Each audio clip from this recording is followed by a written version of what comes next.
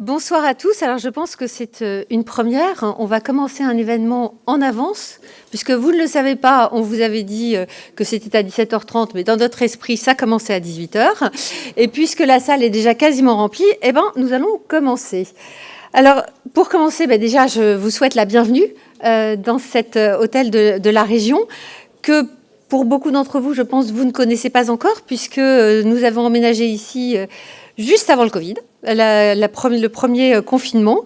Pendant 2 ans, beaucoup d'entre vous n'ont pas eu l'occasion de venir ici. Et donc, je suis contente de vous faire découvrir ce magnifique lieu qui nous accueille, ce magnifique siège de la région qui nous accueille. Et de vous accueillir tous ici, qui représentez l'écosystème ESS. Alors, je connais beaucoup de monde, je reconnais plein de têtes. Je salue bien évidemment un certain nombre de personnes que je vois ici au premier rang. Nous avons la chance d'avoir Youssef Achour, qui est le président de la CRES, que nous avons également Éric Forti, qui est l'ancien président de la CRES. Bref, je ne vais pas tous vous citer, vous m'excuserez. Nous avons aussi Olivier Flamand, qui est le président du Graphi, Elisa Yashvitz, qui est la directrice générale des canaux, Axel Lemaire, je ne sais pas si je l'ai vu, qui est la directrice générale de 21 accélérateurs Croix-Rouge. Bref, plein de monde que je suis ravie d'accueillir, et puis surtout tous les intervenants qui interviendront dans nos 2 tables rondes. Donc, puisqu'on ne m'a donné qu'un quart d'heure, il faut que je me dépêche. L'objectif de la soirée, c'est bien sûr de vous présenter la nouvelle stratégie ESS de la région. Et en fait, cette soirée va marquer le lancement de la phase vraiment de mise en œuvre opérationnelle de cette stratégie, parce que c'est bien beau de voter des stratégies en séance plénière de la région, mais derrière, il faut que ça se traduise en action. Et c'est déjà commencé, puisque l'équipe ESS de la région a déjà largement commencé à travailler sur le sujet, mais cela va continuer dans les années à venir. Et donc, tout ce qu'on va vous présenter ce soir va se traduire en actions concrètes dans les semaines et mois à venir. Et puis, également, suite à cette présentation de la stratégie, l'idée est pour incarner ce propos, en fait, il y aura 2 tables rondes autour de 2 enjeux importants de cette stratégie. La première table ronde sera sur les parcours de financement des structures de l'ESS, et puis, pour les structures de l'ESS, et la deuxième table ronde sur l'intégration de l'ESS dans le développement local grâce à la RSE territoriale qui est, je vous le rappelle, le thème de ce mois de l'ESS. Et puis également, pour terminer, il y aura un coup de projecteur sur un de nos dispositifs phares de notre stratégie, qui est l'accélérateur ESS. Et enfin, bien sûr, un temps convivial autour d'un cocktail où on pourra donc échanger entre nous. Donc sur puisqu'on m'a confié la mission de faire la présentation de la stratégie ESS, déjà la première chose, c'est que cette stratégie ESS s'inscrit dans le cadre du SRDE2I. Alors, c'est quoi le SRDE2I? Je ne vais pas faire d'interrogation, mais même moi, j'ai du mal à m'en souvenir. C'est le schéma régional de développement économique, d'innovation et d'internationalisation. J'espère que j'ai bien dit le dernier mot. Donc, ce schéma régional, ce SRDE2I, a été travaillé, élaboré pendant toute l'année dernière, pendant toute l'année donc de septembre 2021 jusqu'à l'été 2022. Il a été voté, alors de mémoire, en juin et lancé officiellement fin septembre. Et au cours de l'élaboration et donc des concertations pour l'élaboration de ce SRDE2I, la grande majorité des entreprises consultées nous ont fait part de leur volonté d'améliorer, d'augmenter leur impact, qu'il soit social et environnemental, sur leur territoire. Et bien sûr, cet objectif ne peut être envisagé sans un changement de paradigme pour l'économie francilienne. Et ce qui est important, c'est que dans cette démarche, vraiment dans cette volonté de transformation des pratiques économiques, l'ESS doit avoir et peut avoir un rôle central et moteur, le rôle celui de montrer l'exemple, de coopérer, d'inspirer et d'entraîner l'économie classique. Et donc la stratégie ESS que je vous présente ce soir se veut déterminante dans la mise en œuvre de ce schéma régional de SR2I. J'ai oublié de dire que nous l'avons renommé Impact 2028, donc pour illustrer en fait la volonté à la fois des entrepreneurs mais également de la région d'aller vers une stratégie de développement économique porteuse d'impact sur notre territoire.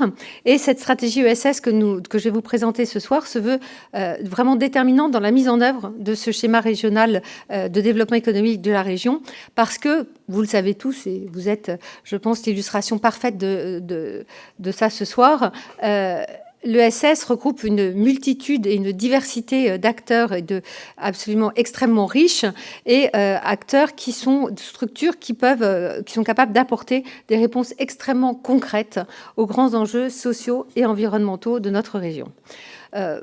Juste un petit rappel, parce que on le dit pas, on n'a pas peut-être pas toujours conscience, l'économie sociale et solidaire en Île-de-France, c'est 33 400 établissements, 440 000 emplois. Bref, la stratégie dont je vais vous parler ne sort bien sûr pas de nulle part. Et je pense qu'il est important de rappeler que nous avons déjà voté en 2017 une première stratégie de l'économie sociale et solidaire, stratégie de développement économique des structures de l'économie sociale et solidaire. L'objectif de cette première stratégie était de booster le développement des entreprises de l'ESS. Alors, je reprends les terminologies utilisées à l'époque, et notamment en facilitant l'apport d'affaires et les coopérations innovantes. Alors pour ça, on a mis en place un certain nombre d'outils et de nombreuses collaborations et qui ont fait leurs preuves au cours de ces 5 premières années, donc de ces 5 années de cette première stratégie. Tout d'abord, les aides PMUP. La région a travaillé autrefois. En fait, normalement, ce sont des aides économiques qui s'adressent à l'ensemble des structures économiques de notre territoire. Il se trouve que peu de structures de l'ESS y avaient recours, et donc on a travaillé sur notamment le règlement d'intervention. On a travaillé pour former les jurés aux spécificités de l'ESS. Et aujourd'hui, le résultat est là, puisque 80 structures de l'ESS ont été lauréates de ces aides UP depuis 2017. On a également créé le fonds Inves, qui aujourd'hui a 22, donc un fonds d'investissement, qui aujourd'hui a 22 structures de l'ESS en portefeuille. Bien sûr, l'accélérateur ESS, donc un dispositif phare de notre première stratégie et que nous allons poursuivre dans la deuxième stratégie. Mais je ne vais pas le détailler, puisqu'en fait, il y aura un petit temps spécifiquement sur ce sujet ensuite. Cette première stratégie nous a également permis de travailler notamment sur la notion d'achat responsable, puisque la commande publique avait été identifiée très tôt comme un levier essentiel pour aider les structures de l'économie sociale et solidaire à se développer. Et puis donc sur ce thème des achats responsables, on a beaucoup travaillé, nous, en interne à la région. Ça s'est traduit notamment, par exemple, par plus de 440 000 heures d'insertion entre 2019 et 2021 sur les chantiers de la région. Également, on a organisé de nombreuses conventions d'affaires. L'idée de ces conventions d'affaires était de se rencontrer des acheteurs publics et privés avec des structures de l'ESS porteuses de solutions. Donc, typiquement, un exemple, c'est par exemple, on a passé un certain nombre de marchés également des structures de l'ESS, donc je ne vais pas tous les citer, il y en a de nombreux marchés. Il y a de nombreux marchés, puisqu'aujourd'hui, dans le bilan des achats responsables, c'est plus de 60 millions d'euros des achats de la région qui vont à des structures de l'ESS. Donc, à titre d'exemple, je pense à la gestion d'une plateforme de réponse écrite aux entreprises pendant la période de Covid, dont vos entreprises se posaient des questions. Et donc, on a mis en place une plateforme de réponse à toutes ces questions et que nous avons confiée à une entreprise adaptée. Je pense, par exemple, également à un marché qu'on a passé récemment à une ETTI pour l'intérim d'insertion dans les lycées franciliens. Bref, tous ces dispositifs ont participé. Et puis, oui, j'allais oublier, bien sûr, dans cette première stratégie, il y avait un axe fort sur la structuration de l'écosystème ESS. L'idée était de renforcer cet écosystème pour le rendre plus lisible. Et c'est dans ce cadre-là qu'on a passé des partenariats durables avec la CRES Île-de-France notamment, mais également avec le Graphi ou avec l'URSSCOP. Bref, là-dessus, la crise sanitaire est arrivée et nous avons dû nous mobiliser face aux conséquences de cette crise pour les entreprises. Et on a fonctionné pendant quelques mois sous le format un peu d'une cellule de crise. On vous a écouté, les entrepreneurs de l'économie sociale et solidaire. On a concerté, on a adapté nos dispositifs. Je pense par exemple à la mise en place du fonds résilience et puis derrière, dans un deuxième temps, à l'effacement de la dette de la région de ce fonds résilience. Je pense également à l'appel à projet PMUP Covid qui a permis par exemple de financer, donc c'était spécifiquement orienté vers des projets liés à la crise sanitaire. Et c'est dans ce cadre-là, par exemple, que je pense à la PF 93, qui a perçu 800 000 € pour produire des masques inclusifs transparents. Bref, l'ESS, au cours de cette crise sanitaire, a fait preuve d'une résilience remarquable et loin devant le secteur privé, notamment en termes de sauvegarde de l'emploi. Malheureusement, bien sûr, la crise est passée par là. Aujourd'hui, ces structures doivent affronter également une deuxième crise, une crise économique. Et aujourd'hui, nombreuses sont ces structures qui ont des bilans grévés par un niveau d'endettement extrêmement élevé, ce qui génère évidemment une inquiétude sur la pérennité de leur modèle. Et donc, ça va être l'objet de cette nouvelle stratégie. Mais la première stratégie que nous avons votée en 2017 nous a permis de poser des jalons, nous a permis de mettre en place un socle solide d'actions qui fonctionnent, qui sont mobilisées par vous. Et voilà. Et aujourd'hui, ça nous permet de nous appuyer sur cette première stratégie pour déployer de nouvelles ambitions. Je pense que la création de la vice-présidence à l'économie sociale et solidaire, que certains d'entre vous ont appelé de leur vœu, et que la présidente de la région a créée, montre bien la volonté de la région d'aller plus loin en termes de soutien à l'économie sociale et solidaire. Et puis par ailleurs, il est à noter évidemment également le renforcement de la mission ESS de la région, parce que c'est pas tout d'avoir une vice-présidente, mais s'il n'y a pas de service derrière, ça sert à peu près à rien. Et donc on a la chance aujourd'hui d'avoir une mission ESS qui s'est renforcée très récemment avec 2 nouvelles chargées de mission que je vois ici. Bref, aujourd'hui, il est temps de vous parler de la nouvelle stratégie, après avoir fait le bilan de cette première stratégie. Et l'idée, bien sûr, ça a été on a travaillé ensemble au moment de la crise du Covid. On a eu de nombreux échanges extrêmement riches. Et aujourd'hui, l'idée, c'était bien sûr de repartir de tous vos retours pour construire une stratégie cohérente et réellement en phase avec vos besoins. Et donc, on a travaillé avec vous tous, que ce soit les dirigeants, les salariés, les entrepreneurs de l'ESS, bien sûr les partenaires institutionnels, territoriaux, économiques. Il y a eu des phases de concertation très dense et particulièrement dynamique autour de l'économie sociale et solidaire. Donc typiquement, il y a eu des groupes de travail, il y a eu des rencontres bilatérales, il y a eu une plateforme en ligne sur laquelle il y a eu notamment un forum dédié à l'économie sociale et solidaire. Et là, on peut dire que vous avez été exemplaire, puisque ça a été de loin le forum le plus dynamique et celui qui a rassemblé le plus de contributions. Alors, je ne sais pas ce que ça signifie. Est-ce que vous êtes les plus bavards ou est-ce que vous êtes ceux qui avaient la plus grande volonté de faire avancer les choses? Je pencherais plutôt pour ce deuxième axe. Et puis, bien sûr, on a eu des échanges extrêmement continus avec nos partenaires clés et notamment avec le comité des partenaires de la région qui rassemble une vingtaine d'acteurs de l'écosystème, les différents réseaux, des financeurs. Et donc, on a vraiment travaillé main dans la main avec eux. Le document que vous avez en main, voilà, vous l'avez bien en main, n'est pas le fruit de la seule rédaction des services de la région, mais il a bien été rédigé conjointement avec le comité des partenaires. Ils l'ont relu, ils l'ont amendé, on a pris en compte leurs remarques. Et donc, c'est vraiment un document qui a été construit ensemble. Aujourd'hui, cette stratégie, donc, qui est résumée dans ce document, est organisée autour de 3 axes, 11 objectifs et 30 actions. Alors, je vous rassure, je ne vais pas passer les 30 actions en revue. Juste très rapidement, je crois qu'il y a des slides. Voilà, parfait. Donc, le premier axe est de continuer de stimuler la croissance du secteur, la création d'emplois et le développement des activités de l'ESS.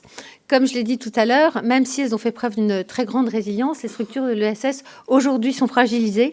Et donc, notre rôle est de les accompagner pour qu'elles reprennent leur élan. Donc, j'ai choisi 2 actions. Je vais vous parler notamment de la création d'un incubateur Île-de-France, donc un incubateur qui va être créé dans les locaux de la région. Aujourd'hui, vous le voyez, on a des locaux extrêmement vastes. Le télétravail nous a permis de libérer un certain nombre d'espaces. Et donc, dès janvier 2023, cet incubateur va voir le jour. Son nom, ce sera PERQO. PERQO. Et l'idée, ce sera d'accueillir des structures de secteurs à impact. Donc, ce n'est pas forcément des structures de l'économie sociale et solidaire, même si les structures de l'économie sociale et solidaire seront plus que les bienvenues et on aura une attention particulière à ce sujet. Et la thématique de cet incubateur, ce sera en premier lieu le handicap, mais également le sport et la transition écologique. Et puis, dans ce premier axe, je voulais également parler rapidement des fonds européens, puisque ça a été pendant longtemps un grand sujet pour les structures de l'ESS, pour lesquelles, en fait, les montants pour accéder à les montants des projets pour accéder à ces fonds européens étaient souvent beaucoup trop élevés pour les structures de l'ESS.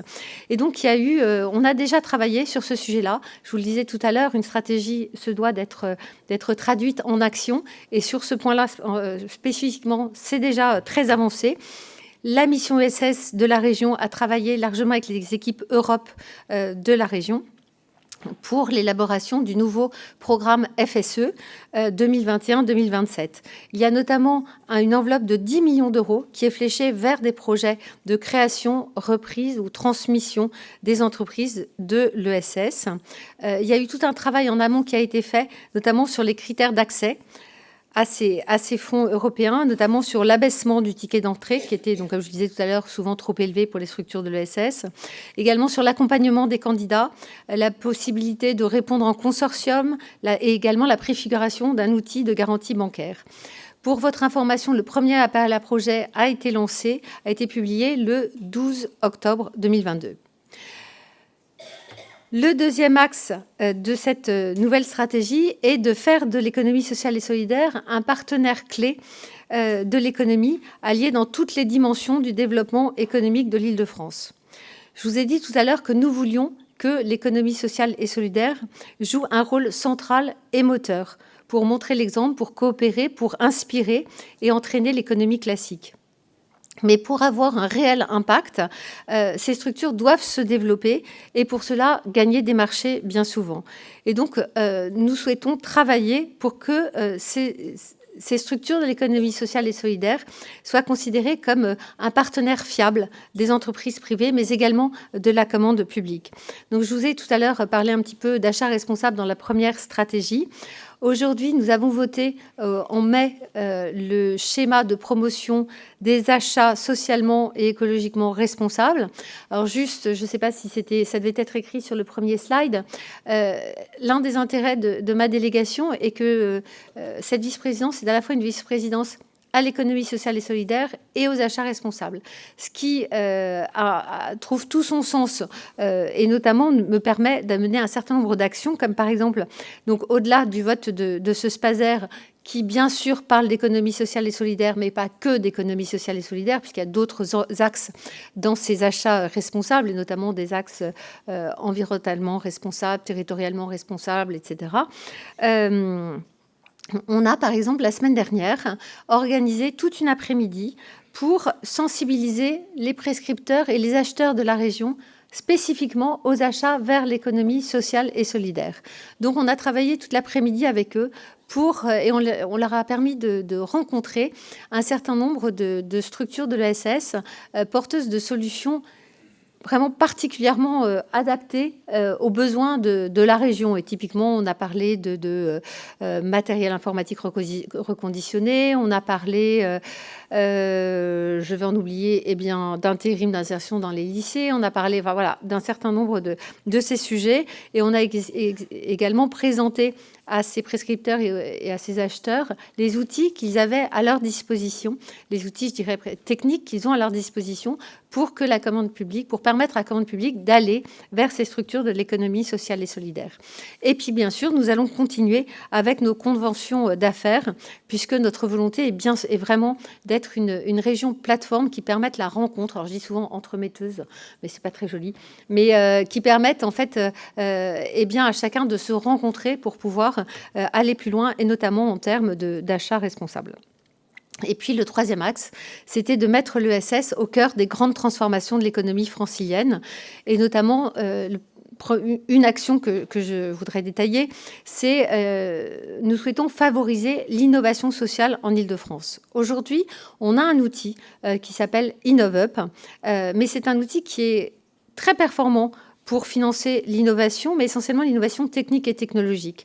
Malgré tout, dès qu'il était question d'accompagner l'innovation sociale, ça rentrait rarement dans les cases. Et donc, il y a eu tout un diagnostic, tout un travail qui a été fait, qui a commencé par un diagnostic en avril et en juillet, d'avril à juillet, sur cet outil.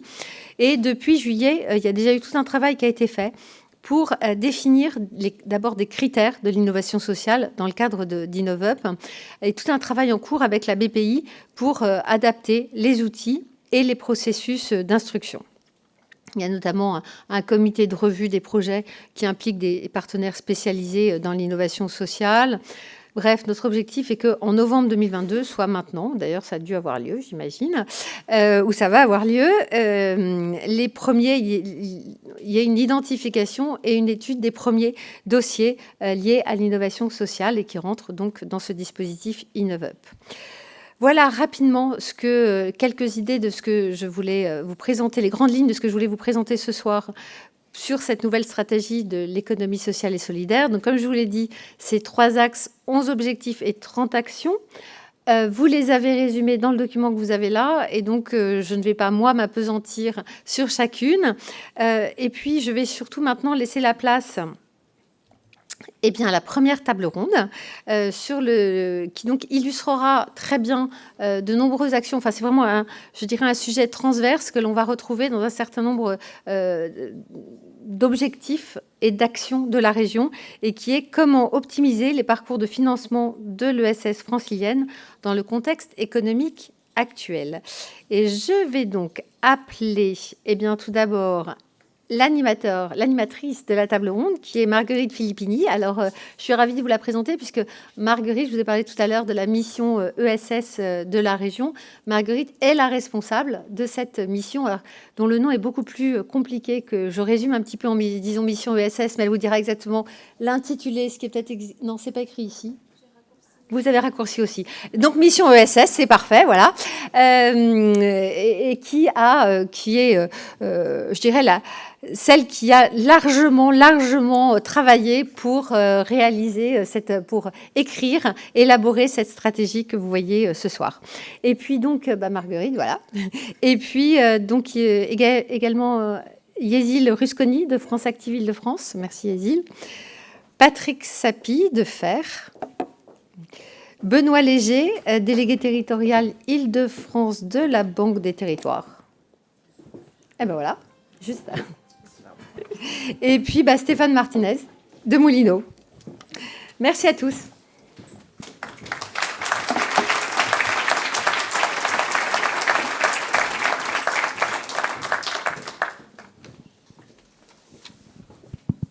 Bonsoir à tous, merci beaucoup d'être là ce soir et si nombreux. On a même dû rajouter des chaises, c'est plutôt bon signe.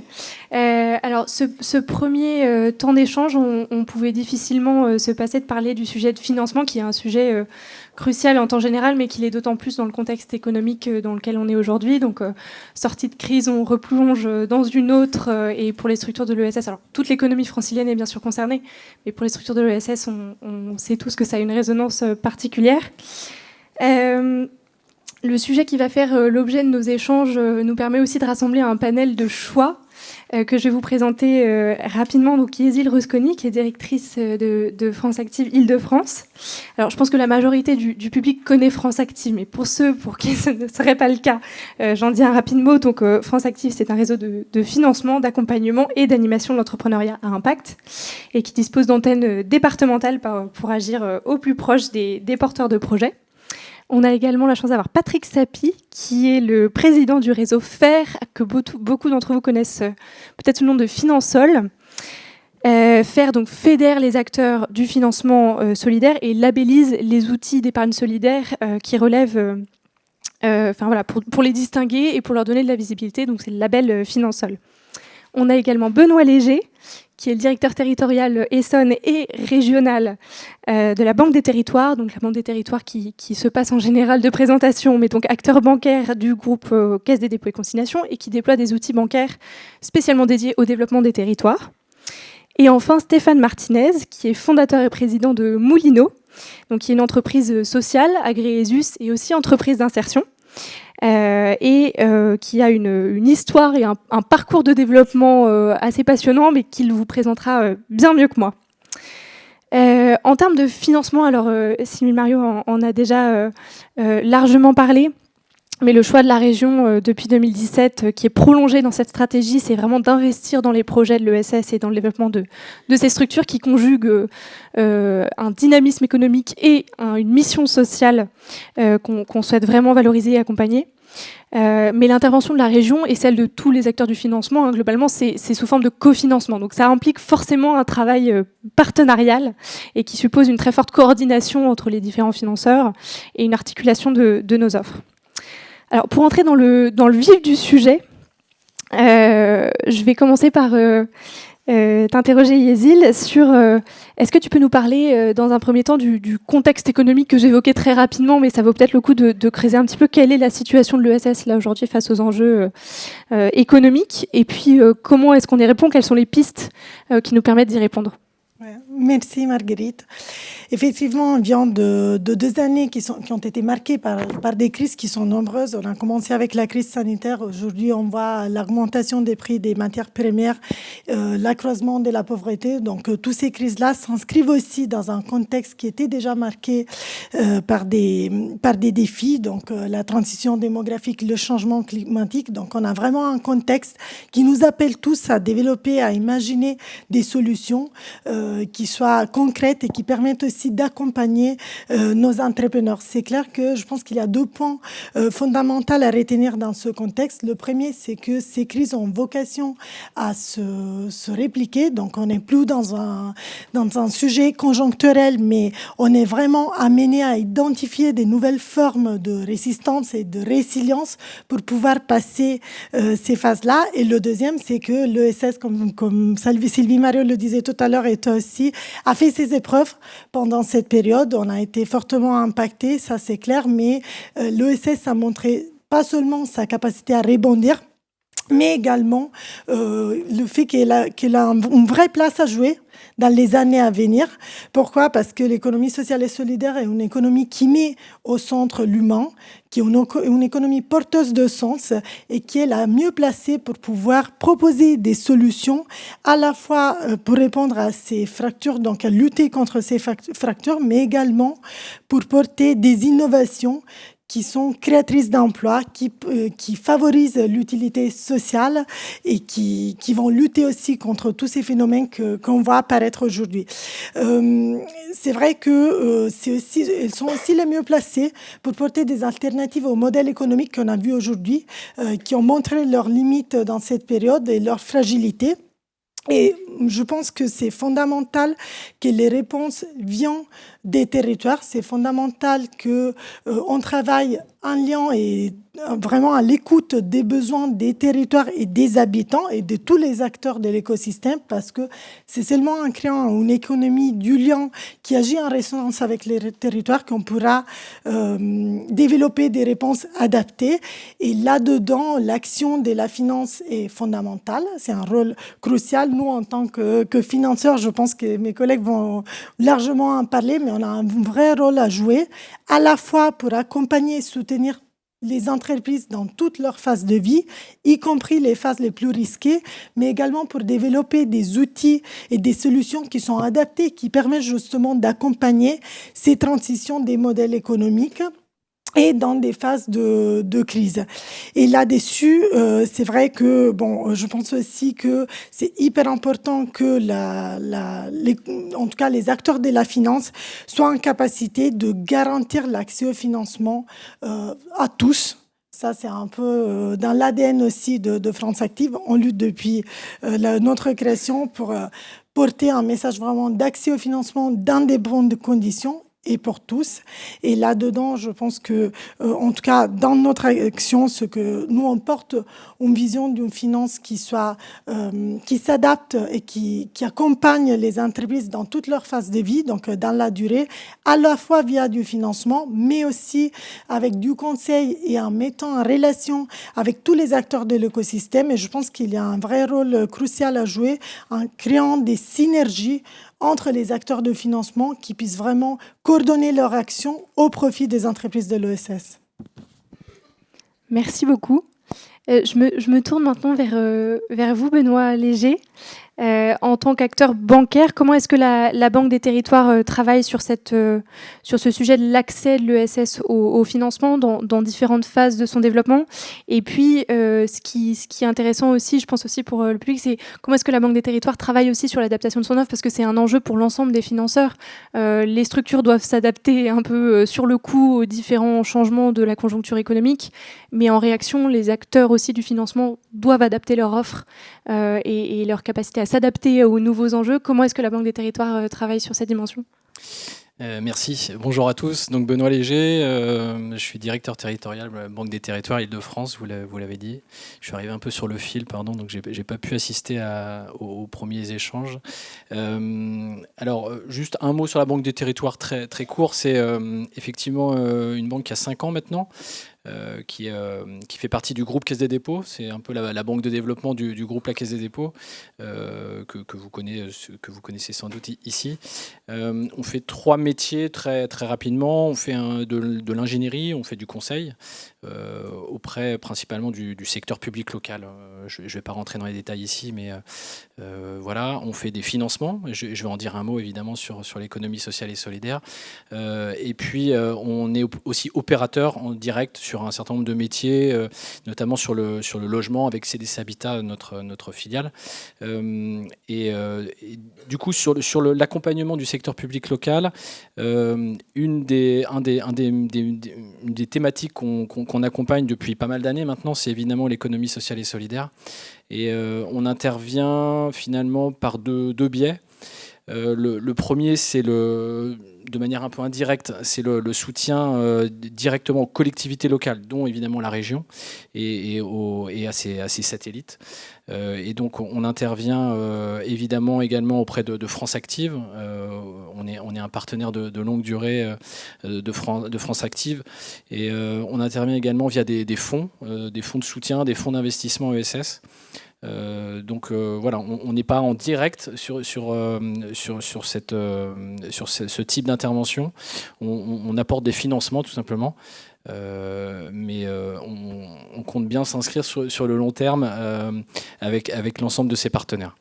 Le deuxième moyen d'intervention, c'est un moyen beaucoup plus direct. On est capable depuis quelques années, c'est assez nouveau, de prendre des participations dans des entreprises.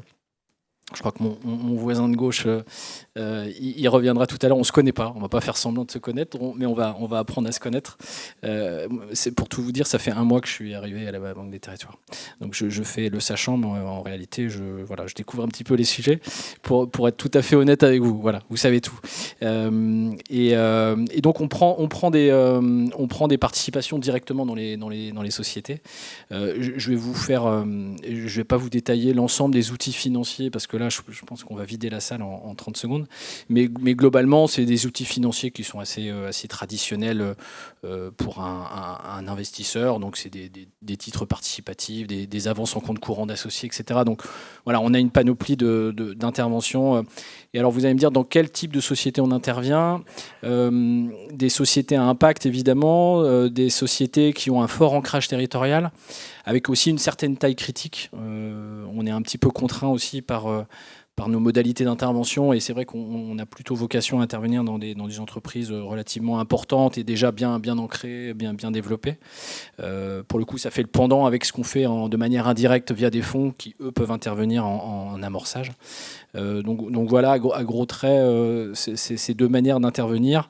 Et après, on est aussi capable d'intervenir aussi de manière indirecte via de l'immobilier, puisqu'on est aussi investisseur immobilier. Donc c'est aussi toutes ces entreprises doivent être hébergées, ont des collaborateurs, etc. Donc évidemment ont besoin de locaux, et à ce titre-là, on peut aussi intervenir uniquement sur l'immobilier et non pas dans l'entreprise en elle-même. Voilà à gros traits les différentes modalités d'intervention. Et je pourrais évidemment revenir un peu plus en détail, si vous le souhaitez, sur notre offre ESS. En tout cas, je retiens, c'est intéressant aussi d'entendre que votre prise de participation, c'est une modalité nouvelle qui répond effectivement à des besoins très forts, mais c'est déjà un exemple très concret de la façon dont la Banque des Territoires a pu adapter son offre aux besoins et répondre à des besoins de financement en direct auprès des structures. Vous avez amorcé la transition, donc je saisis la perche, je vais me tourner vers Stéphane, qui représente Moulineau. Alors, votre présence dans ce panel est pas du tout anodine pour plein de raisons. Effectivement, on est plusieurs autour de cette table ronde à être très fortement concernés par le développement de Moulineau, la région à travers une aide PME et l'accompagnement de Moulineau via l'accélérateur, France Active, la Banque des Territoires via des interventions dans votre récente levée de fonds qui date du mois de mai ou de juin, si je ne me trompe pas, du mois de juin, de 18 millions d'euros. C'est un record. C'est ça. Record, je ne sais pas, mais je vous le confirme, hein, c'est un record, en tout cas pour l'ESS. C'est des montants, des ordres de grandeur qu'on entend très souvent pour des startups, plutôt pour un écosystème classique, entre guillemets. Et est-ce que vous pouvez nous parler un petit peu de votre parcours de développement et plus précisément de votre parcours de financement? Quels ont été les outils ou les accompagnements qui ont été déterminants pour vous dans ce parcours-là? Parce que c'est quand même un exemple rare, record, qu'on avait envie de valoriser ce soir, et donc on est vraiment intéressé par votre retour d'expérience. Merci, bonjour à toutes et à tous. Oui, l'ESS, j'ai toujours aujourd'hui des partenaires que j'ai depuis le départ avec des valeurs. Enfin, c'est ce qui m'a plu dans les financeurs qui accompagnent l'ESS. Pourquoi ? Parce que Moulineau est une entreprise qui a quand même des valeurs à impact social fortes et des valeurs à impact environnemental aussi fortes, puisque notre rôle est de collecter les restes alimentaires chez les restaurateurs, chez les particuliers, les massifier, préparer une matière première. Comme vous l'avez très bien dit tout à l'heure, on est organisme de formation, donc on a aussi accompagne les personnes sur ce nouveau métier, chauffeur-collecteur. On est entreprise d'insertion parce qu'on a pensé aussi que les personnes de plus basse qualification, on peut leur permettre de les accompagner vers l'emploi. Le rôle aussi du retour à l'emploi est important pour nous. Et dès le départ, ces valeurs-là, je les ai retrouvées dans les investisseurs qui sont aujourd'hui à nos capitales. Ça nous a permis, bien entendu, au départ, d'avoir nos premiers salariés. Ça, c'était très important. Donc, on a participé aussi, on était un des acteurs de l'accélérateur de l'ESS. On a été très très bien accompagnés. Enfin, je le dis, notre parrain Hervé Duchesne, qui nous a permis, comme on a dit déjà, on avait 100% de croissance. Il ne nous a pas aidé à se calmer, lui, donc plutôt à grandir.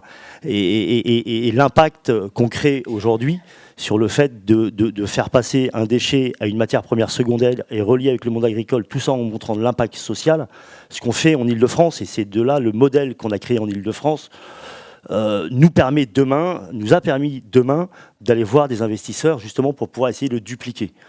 Et pourquoi? Suite au Covid, où on s'est retrouvés, nous, à zéro. Enfin, pas zéro, puisqu'on avait encore l'Élysée, les hôpitaux de Paris et un quartier de Giroflée où on collectait les particuliers. Et là, on s'est dit, on a de l'impact social, on sait faire. On a créé 95 emplois en Île-de-France.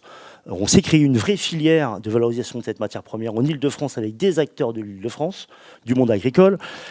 L'obligation de tri pour tout le monde est en 2024. On s'est dit, comment on va faire? Est-ce qu'on va attendre alors après, c'est pas dans la genèse de Moulineau. Enfin, tant que je serai là, c'est pas encore dans la genèse, mais on va se dire, on va essayer d'anticiper, non pas de sauver la France, mais d'amener de l'impact sur les territoires avec une vraie méthodologie qu'on va dupliquer sur le modèle de l'Île-de-France. Voilà, c'est donc de là, on a été voir des nouveaux acteurs. Bien entendu, on a été voir nos acteurs historiques qui nous ont tout de suite dit on y va. Donc ça nous a rassurés. Je peux les nommer. Il y a France Active, il y a INCO, il y a Noves. Et derrière, on a été en voir des nouveaux.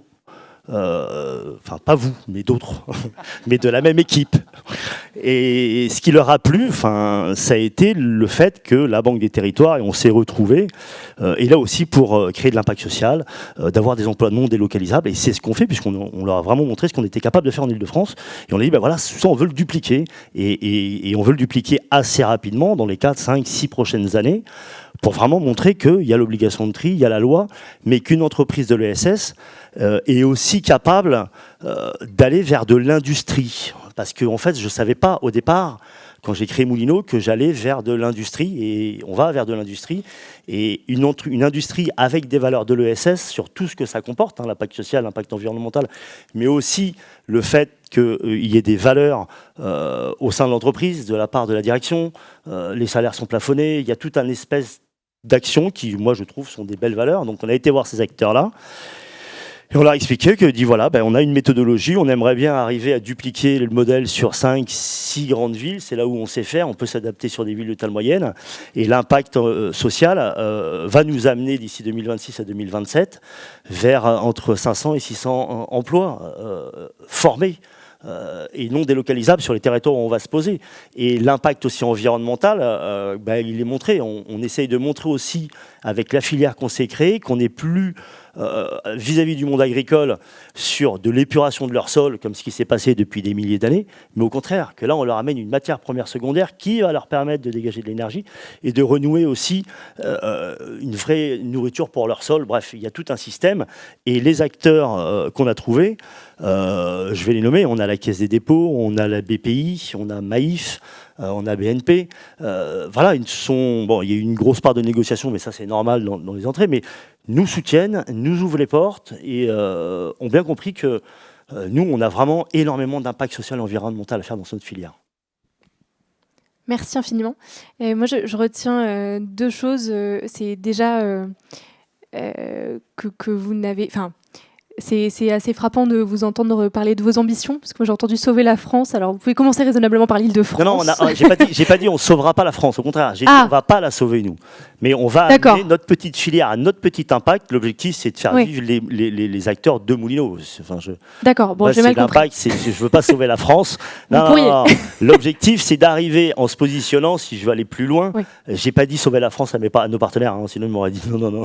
Mais de dire voilà, on est capable d'amener entre 6 et 10% de valorisation et d'impact sur cette filière. Il y a de la place pour tout le monde, il y a des acteurs qui s'occupent de ça en régie, il y a des nouveaux acteurs derrière. Nous, voilà ce qu'on maîtrise, voilà ce qu'on sait faire, et voilà ce qu'on veut faire. Très clair, merci. Je rebondis du coup, pirouette. Du coup, ce que j'entends et ce que je comprends mieux maintenant, c'est qu'en fait, votre impact, il faut être capable, pour parler à ces acteurs-là, de le quantifier, de le matérialiser, pour se faire entendre et pour se faire accompagner. Ce que j'entends aussi, c'est que vous vous êtes rapprochés assez spontanément et vous avez trouvé des portes ouvertes auprès de financeurs qui partageaient vos valeurs. Ça, c'est vraiment aussi un levier assez déterminant. Et je me tourne vers Patrick Sapie, puisqu'en fait, ces valeurs-là, pour qu'elles soient visibles aussi des structures de l'ESS qui sont en recherche de financement, la notion de label est quand même assez essentielle pour s'y retrouver dans l'écosystème des financeurs. Et vous, votre rôle, c'est précisément celui-là. comment est-ce que vous travaillez dans ce contexte économique auprès de votre réseau de financeurs solidaires pour contribuer à cette visibilité-là, d'une part, et puis comment est-ce que vous travaillez aussi en lien avec les structures que vous labellisez pour toujours chercher cette adéquation aux besoins, puisque les fonds, enfin les leviers, parfois les freins que peuvent rencontrer des structures de l'ESS, c'est effectivement d'avoir des structures qui partagent, des fonds qui partagent leurs valeurs, mais qui ont des critères qui sont parfois encore soit trop thématisés, soit avec des cases dans lesquelles elles ont du mal à entrer. Comment est-ce que vous travaillez, vous aussi, en tant que réseau et label, pour accompagner aussi les fonds dans l'adéquation de leurs propositions pour l'ESS ? Ok, merci. Je vais tenter de répondre à vos questions. Donc pour la petite blague, je ne suis que modeste directeur de FAIR. Ne répétez, j'ai vu quelques administrateurs et membres de FAIR, ne répétez pas ça à mon président. Donc du coup, Frédéric Thibérien, il n'y a pas de souci, c'est juste pour la blague, qui est conseiller d'État et ancien délégué interministériel à l'innovation sociale. Voilà, mais effectivement, donc FAIR est un réseau issu de la fusion d'un acteur qui a 27 ans cette année, qui s'appelait Finansol, mais dont on a gardé le nom pour le label financier qui le caractérise, et de l'Impact Invest Lab, qui était une plateforme qui avait 2 centres d'expertise, en gros la finance à impact et l'investissement à impact d'une part, et toute la méthodologie des contrats à impact d'autre part. Donc on a fusionné il y a 2 ans. C'est un réseau aujourd'hui d'un peu moins de 150 acteurs, en grande majorité des acteurs financiers. Donc vous allez trouver les grandes banques, les fonds d'investissement, les gestionnaires d'actifs, les sociétés de gestion. Et historiquement, beaucoup d'acteurs de l'économie sociale et solidaire qui sont parmi les fondateurs, hein, dont France Active d'ailleurs, qui est un fonds d'acteurs majeur de FAIR et toujours très actif, hein, puisque au conseil d'administration et au bureau de l'association. Et effectivement, on est dans une place assez privilégiée parce que un de nos métiers, c'est de gérer un des 3 labels financiers français, qui est le label Finansol. Il y a 2 autres labels, donc pour compléter le paysage. Donc il y a deux autres labels publics. La caractéristique du label Finansol étant d'être un label financier privé, dont les critères sont décidés entre praticiens, en l'occurrence, dont les financeurs et les investisseurs à impact social notamment. Donc il y a 2 autres labels, le label ISR et le label Greenfin. Voilà.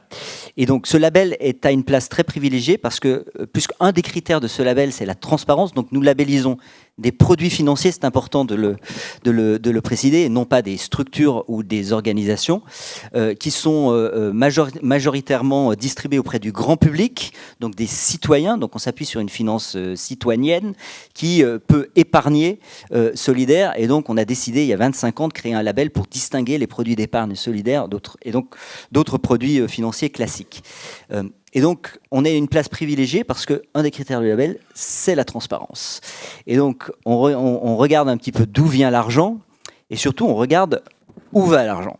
Et donc ça, c'est une caractéristique majeure des équipes de FAIR, de labelliser des produits en regardant bien où va l'argent des épargnants, en majorité donc des personnes physiques, donc comme vous et moi, voilà, et puis aussi quelques investisseurs institutionnels qui contribuent au développement de la finance solidaire. On s'appuie sur un cahier des charges très strict, voilà, qui évolue en permanence parce que les écosystèmes évoluent. Voilà, depuis quelques années, on parle plus de finance à impact et on s'interroge aussi sur le fait de faire évoluer le label sur ces critères-là. Et on s'appuie notamment sur un critère pour les investissements qui est l'agrément ESUS que vous avez mentionné, en l'occurrence, qui a 20 ans, hein, puisque c'est l'ancien agrément entreprise solidaire, qui est une des caractéristiques majeures pour le label, pour décider de décerner le label Finansol aux produits financiers. Alors comment on travaille ? En gros, on essaye de le faire de manière intelligente, et je dirais de 3 manières. D'abord, on est un réseau d'acteurs, donc ce qui marche bien, et ce qu'on essaye de faire, j'espère bien aussi, c'est de partager les pratiques entre financeurs, parce qu'on a des financeurs et des investisseurs de toute taille. On a des petites sociétés de gestion, on a des fonds à impact, on a des grandes banques, on a des grosses sociétés de gestion, notamment les gestionnaires d'actifs qui gèrent notamment, je ne vais pas rentrer dans les détails techniques ici, les fameux fonds 90-10, dont une partie est investie notamment dans les entreprises solidaires et qui tirent la croissance finalement de la finance solidaire dans notre pays. Donc on essaye de partager les pratiques et d'identifier les trous dans la raquette, parce qu'il en existe aussi des trous dans la raquette, donc de faire en sorte que les financeurs soient là à tous les stades de la vie des entreprises. C'est important, voilà, de l'émergence au changement d'échelle. Et nous, on ne privilégie pas un stade plus que l'autre, on s'intéresse à tous les stades, évidemment. Donc, on essaye aussi de travailler sur les produits, parce que les produits de financement sont très divers. Vous avez de la dette, vous avez de l'investissement, plein de produits différents. Et donc, on essaye de partager cette pratique-là et de mettre en lumière ces bonnes pratiques. Donc ça, c'est un moyen de travailler ensemble.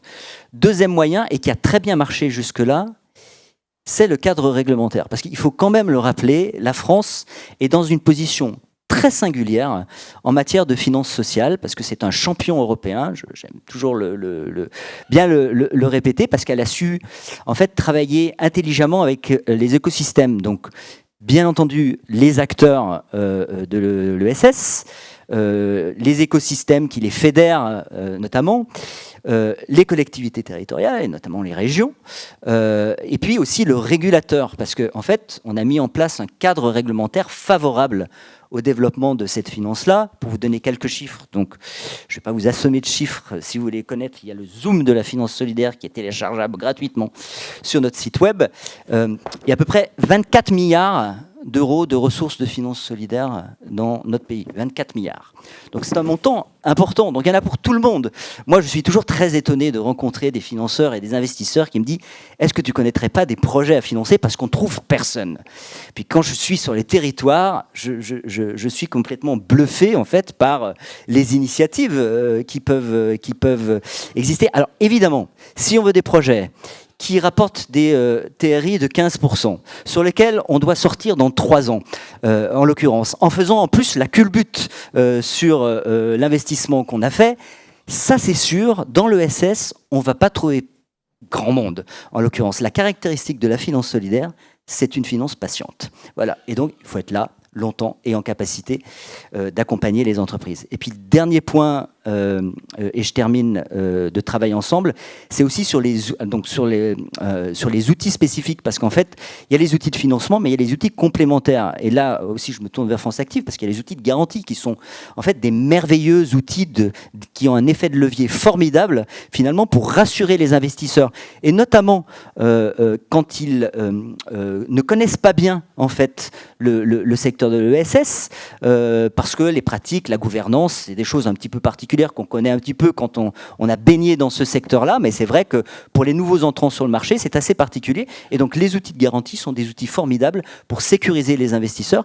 Et on a besoin d'outils de garantie abondés à la fois par des acteurs privés et des acteurs publics. Merci. Vous avez déjà évoqué des pistes extrêmement concrètes, mais du coup, pour vous redonner la parole chacun et chacune, et puis pour clôturer aussi ce temps d'échange et laisser la place au suivant, je me retourne vers vous pour vous demander, voilà, en fait, on a parlé du contexte et des besoins extrêmement pressants, voire urgents qu'il déclenchait. Comment est-ce qu'on fait concrètement? Là, dans les prochains mois, nous, on a essayé de mettre un maximum de pistes d'action, alors sur lesquelles je ne reviens pas parce que vous avez tous le document dans les mains, mais voilà, nous, région, on a pris aussi un rôle de plateforme d'intermédiaire qui nous permet de nous rassembler ce soir, de mettre autour de la table aussi régulièrement dans des espaces d'échange et de rencontres sur ces sujets de financement.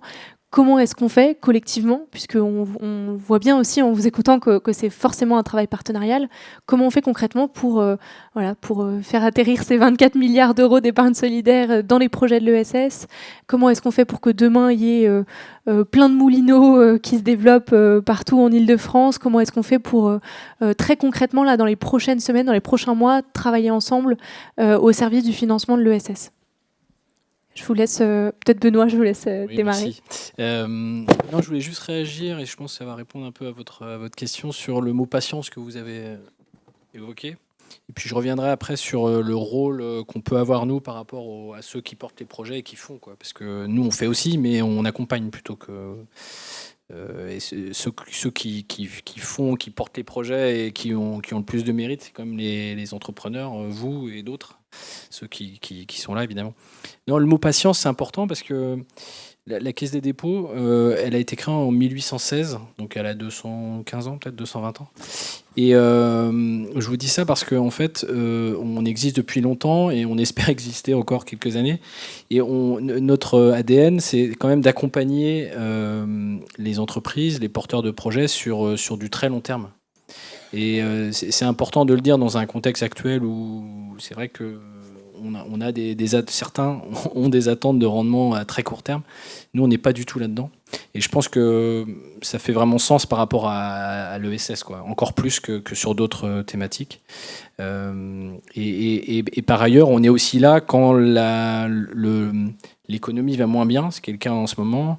Je vous refais pas voilà, depuis 2-3 ans, c'est un peu compliqué. On a abondé des fonds, les fonds résilience, etc. Donc, c'est aussi notre rôle d'être un peu contracyclique, ça fait un peu savant, mais enfin, vous avez compris l'idée, et d'être là quand ça va moins bien, quand les financements sont plus rares, ou lorsque en ce moment les taux augmentent par exemple beaucoup, on essaye justement d'être un petit peu en dessous le marché, si on le peut, ou en tout cas sur des durées très longues, qui permettent justement d'accompagner vraiment sur la durée les porteurs de projets. Je ne sais pas si j'ai vraiment répondu au point, mais en tout cas, voilà, ce que vous évoquiez me faisait penser à ça. Merci. Stéphane, un message peut-être à passer Moi, je suis tout à fait d'accord avec les investissements à long terme. Enfin, moi, c'est ce que j'ai demandé, c'est ce qu'on cherche, des partenaires qui soient pas de l'argent pour de l'argent, mais qui soient aussi acteurs et qui nous aident aussi à nous développer, mais qui ne soient pas là sur 5 ans, qui fassent, comme m'a dit mon voisin de gauche, une culbute sur le TRI, x3, x4, et qui sortent.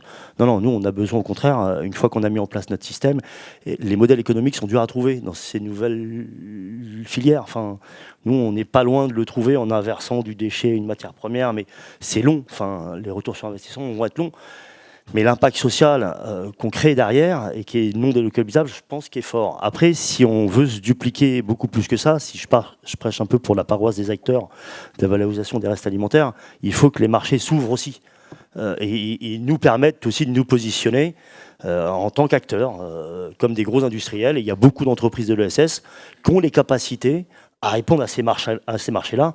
Et enfin voilà, et nous on est prêts tous à y aller, et surtout en Ile-de-France. Nous on renforce, on ouvre un deuxième site à Réau pour continuer et pérenniser la filière, amener encore plus de solutions au territoire et de l'impact encore plus local. Donc c'est un travail d'équipe, mais il faut vraiment lancer les marchés, surtout qu'on est en pleine transition, donc il faut y aller, et ça c'est plus de notre cours.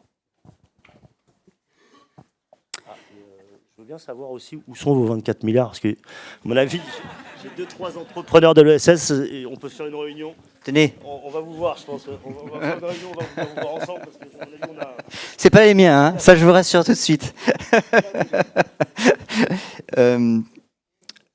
Rapidement, qu'est-ce qu'il faudrait faire ? Je vais reprendre les termes que j'ai utilisés, sans doute pratiques, c'est-à-dire que, en gros, je pense qu'il faut inciter les investisseurs et les financeurs, à être dans une logique qui dépasse la simple logique rendement-risque et du coup être sur un triptyque rendement-risque-impact. Voilà, donc ça, je pense que ça c'est un gros enjeu. 2, les outils, j'en ai parlé. Et 3, la régulation, parce que nous, on souhaiterait que ces 24 milliards dont on parle tout à l'heure, ils deviennent 50 d'ici 3 ans. C'est vraiment possible de le faire. Il faut changer quelques lois au niveau français et au niveau européen, donc ça fait plus de ressources, et donc plus de ressources fléchées avec un niveau d'exigence important vers l'économie sociale, et encore une fois, vers tous les stades de développement. Voilà. Je être synthétique, parce le que mot de la fin, j'imagine qu'on a le mot de la fin. Je pense que beaucoup a été déjà dit, mais effectivement, je pense qu'il faut qu'on sorte d'une logique purement de financeurs pour devenir des partenaires, souvent des partenaires patients. On l'a entendu, les finances sont là, les projets sont là, les acteurs sont là. Il faut vraiment qu'on arrive aussi à travailler tous ensemble pour développer, pour faire évoluer notre politique de financement et pouvoir soutenir toutes ces entreprises qui sont présentes, qui portent des valeurs, qui portent du sens et qui portent des innovations surtout, comme le disait tout à l'heure Stéphane. Et ça, c'est fondamental dans cette phase-là. On en a besoin. Merci infiniment. En tout cas, soyez assurés que la région, enfin, je pense que vous l'avez... Pardon. Vous l'avez entendu dans la présentation faite par Sylvie Mariot et voilà, sur la question du financement, on est aussi pleinement mobilisé pour créer ces espaces d'échange et de rencontres parce que c'est souvent ça qui fait la différence en fait. Enfin, c'est très simplement ce soir par exemple les échanges que vous allez avoir autour du cocktail. Alors je ne veux pas faire saliver notre auditoire, mais voilà, soyez assurés de notre mobilisation et je pense de notre mobilisation collective aussi autour de ces enjeux. Et je m'arrête là, je vous remercie infiniment pour vos interventions et pour votre participation. Et je rends le micro à Madame Mariot.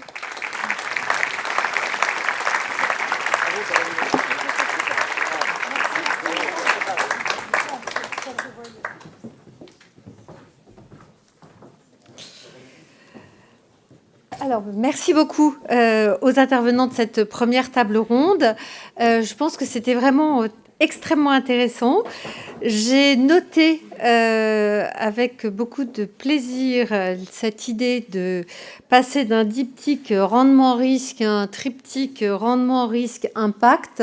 Je pense que c'est un sujet qu'appellent de leur vœu nombre de structures de l'économie sociale et solidaire, puisqu'encore trop souvent aujourd'hui, on voit de nombreuses structures de l'économie sociale et solidaire qui nous disent chercher des financements, des financeurs qui nous disent ne pas trouver de structure à financer. Donc si réellement on pouvait passer d'un diptyque à un triptyque, peut-être que cela résoudrait ce problème, cette équation insoluble. Donc je voulais juste profiter, c'est la parole pour vous dire que vous avez peut-être remarqué là-bas une personne qui s'agite, qui nant tranquillement dans son coin, avec plein de beaux crayons de couleur. Donc on a la chance d'avoir avec nous ce soir Alexia Leibrandt, qui est facilitatrice graphique et qui est en train donc de réaliser une fresque sur la base des notions, des mots, des témoignages, des expressions entendues ce soir. Donc ne vous précipitez pas pour aller voir. Vous aurez l'occasion de voir le résultat final pendant le cocktail. Et puis maintenant, il est temps de passer à la deuxième table ronde. Donc, la deuxième table ronde dont le thème est le rôle de l'ESS dans la RSE territoriale et l'intégration de l'ESS dans des projets de territoire durables et solidaires. Et donc, j'appelle donc les participants. Alors d'abord, Amael Pilven, qui est le directeur du pôle du PE, pôle entreprise et emploi de la région Île-de-France. Merci. Bonjour Amael. Et puis donc, j'appelle Youssef Achour, Olivier Flamand, Stéphanie Bardon et Marie Floquet. Merci.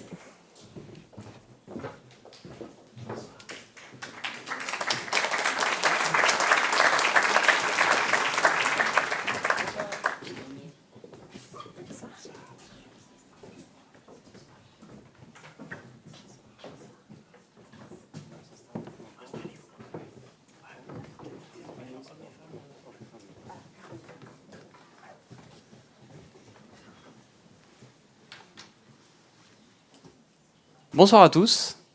Alors on attaque la deuxième table ronde qui va être centrée sur la question de l'ESS et des territoires avec des experts qui vont nous apporter leur éclairage là-dessus.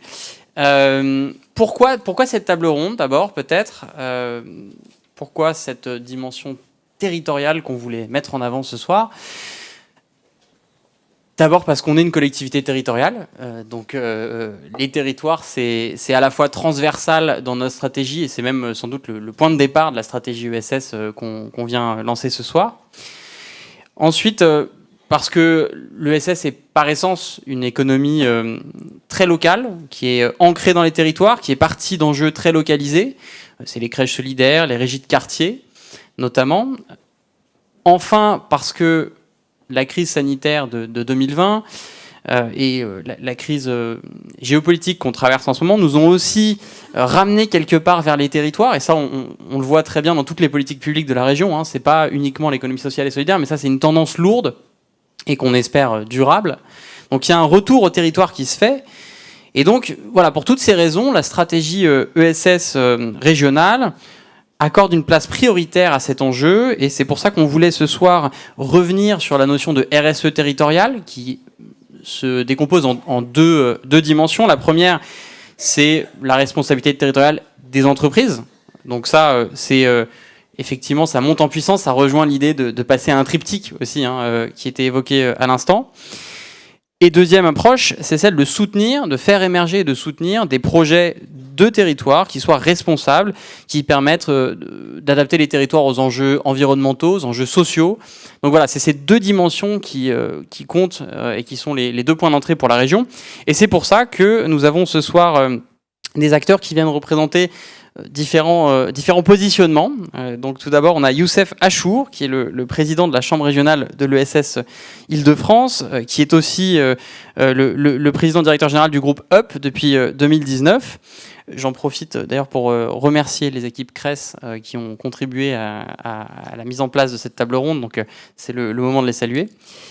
On a Olivier Flamand, qui est président du CORAS et du GRAPHI, qui représente à ce titre le secteur de l'insertion par l'activité économique.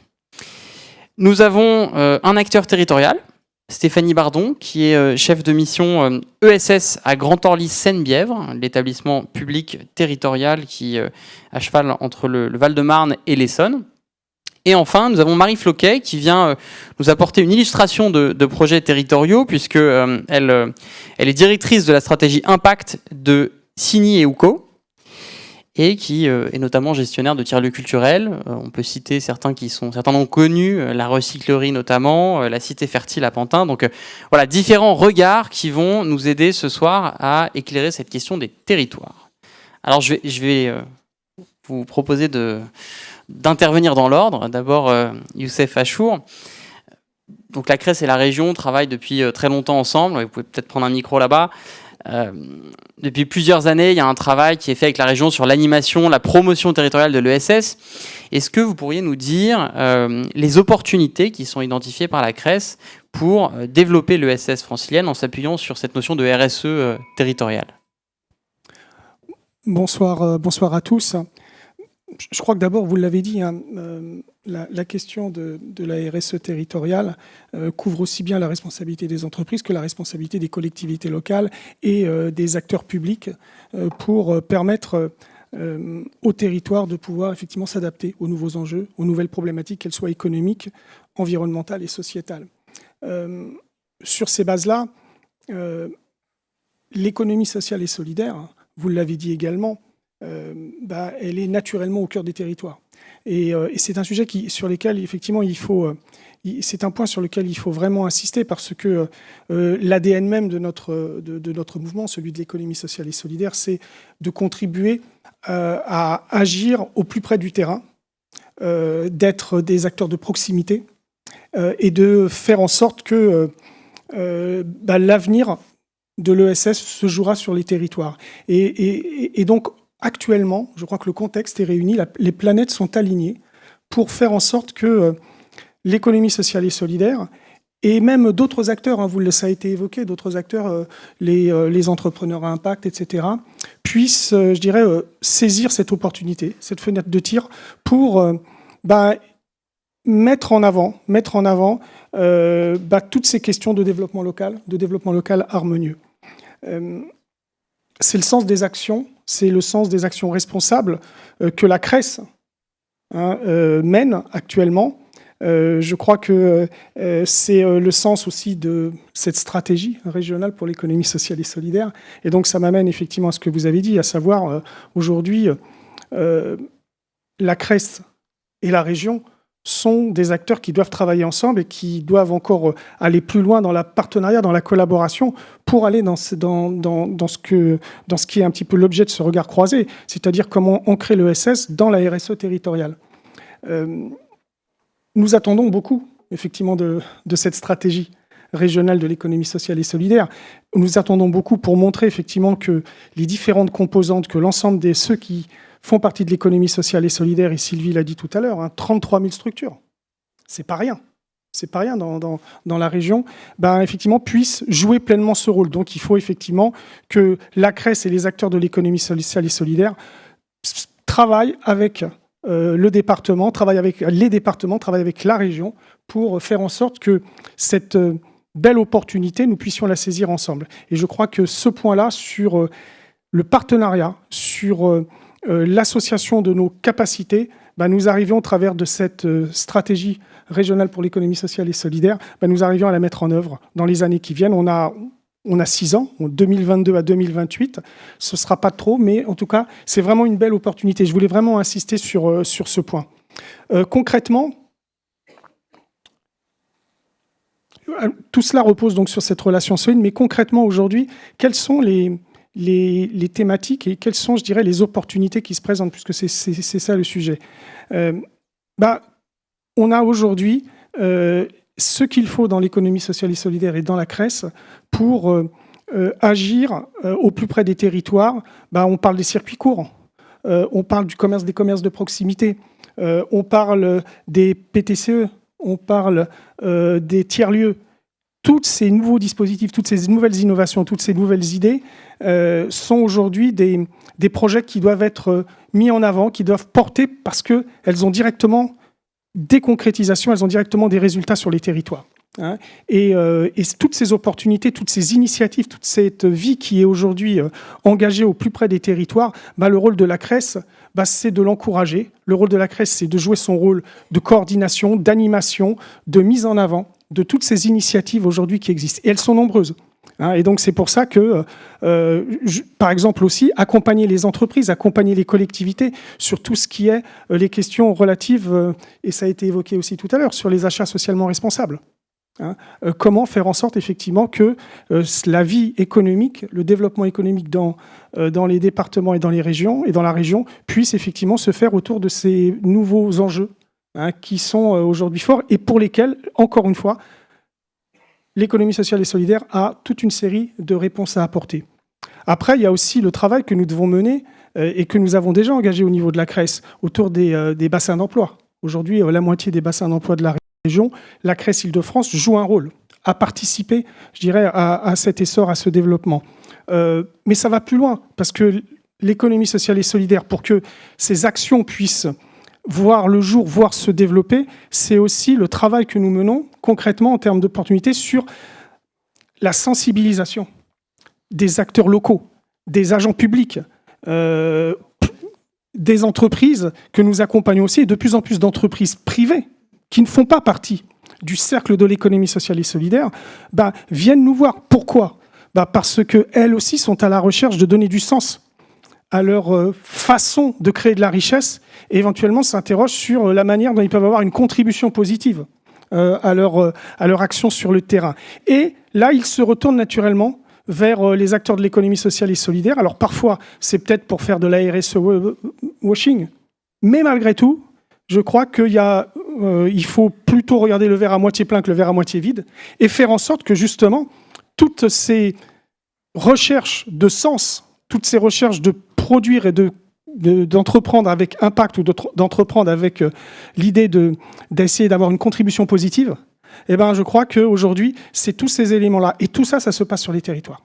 Tout ça, ça se passe effectivement sur notre capacité aujourd'hui à pouvoir faire croiser des enjeux sociétaux, des enjeux environnementaux, avec des besoins de repenser la manière dont la dynamique économique se fait sur les territoires.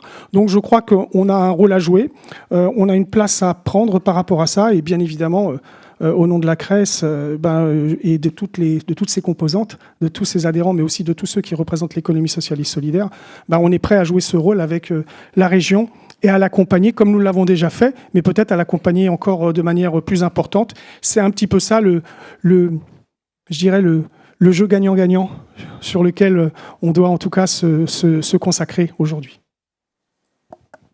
Merci beaucoup. Effectivement, vous me faites la transition en plus vers Olivier Flamand, puisque effectivement, quand on dit que les acteurs commencent à s'interroger, y compris les entreprises privées, commencent à s'interroger sur leur impact dans les territoires, il y a peut-être une notion qui pourrait les aider, c'est cette notion d'utilité sociale territoriale.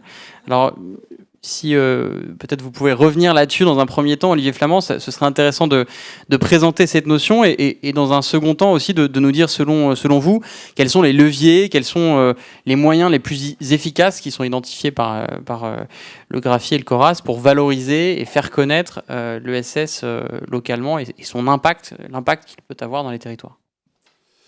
Oui, bonjour à tous et à toutes. D'abord, le Graphi, c'est environ un peu plus de 400 entreprises, associations d'insertion, entrepreneurs sociaux sur les territoires en Ile-de-France. C'est plus de 20 000 salariés. Et donc répartis sur l'ensemble des territoires avec un écosystème très territorial, puisqu'en réalité, beaucoup de nos adhérents sont plutôt des petites entreprises, des PME, des associations, donc très impliquées localement. Cela étant, vous évoquez le fait de la notion d'utilité sociale territoriale. Pour nous, ça n'a pas été une évidence non plus. Donc ces structures existent depuis parfois 20, 30 ans. Et notre premier métier, en fait, acteur de l'insertion, c'est d'abord de remettre à l'emploi durable des personnes en situation de demande d'emploi. Donc c'est élaborer un parcours d'insertion pour des personnes sur les territoires. Et d'ailleurs, nous sommes évalués par la DRIETS, par l'État, parce que nos structures sont conventionnées par l'État, dans le cadre d'un dialogue de gestion, où le taux de sortie dynamique, voilà, c'est la terminologie que nous appelons dans nos structures, est évalué chaque année. Et c'est un dialogue que nous avons avec l'État, et les collectivités locales aussi sont parfois partie prenante.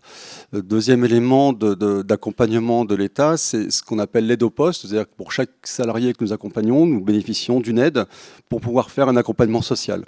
Et donc ça, c'est notre premier métier. Et la question du territoire n'est pas forcément centrale, en fait, dans notre secteur.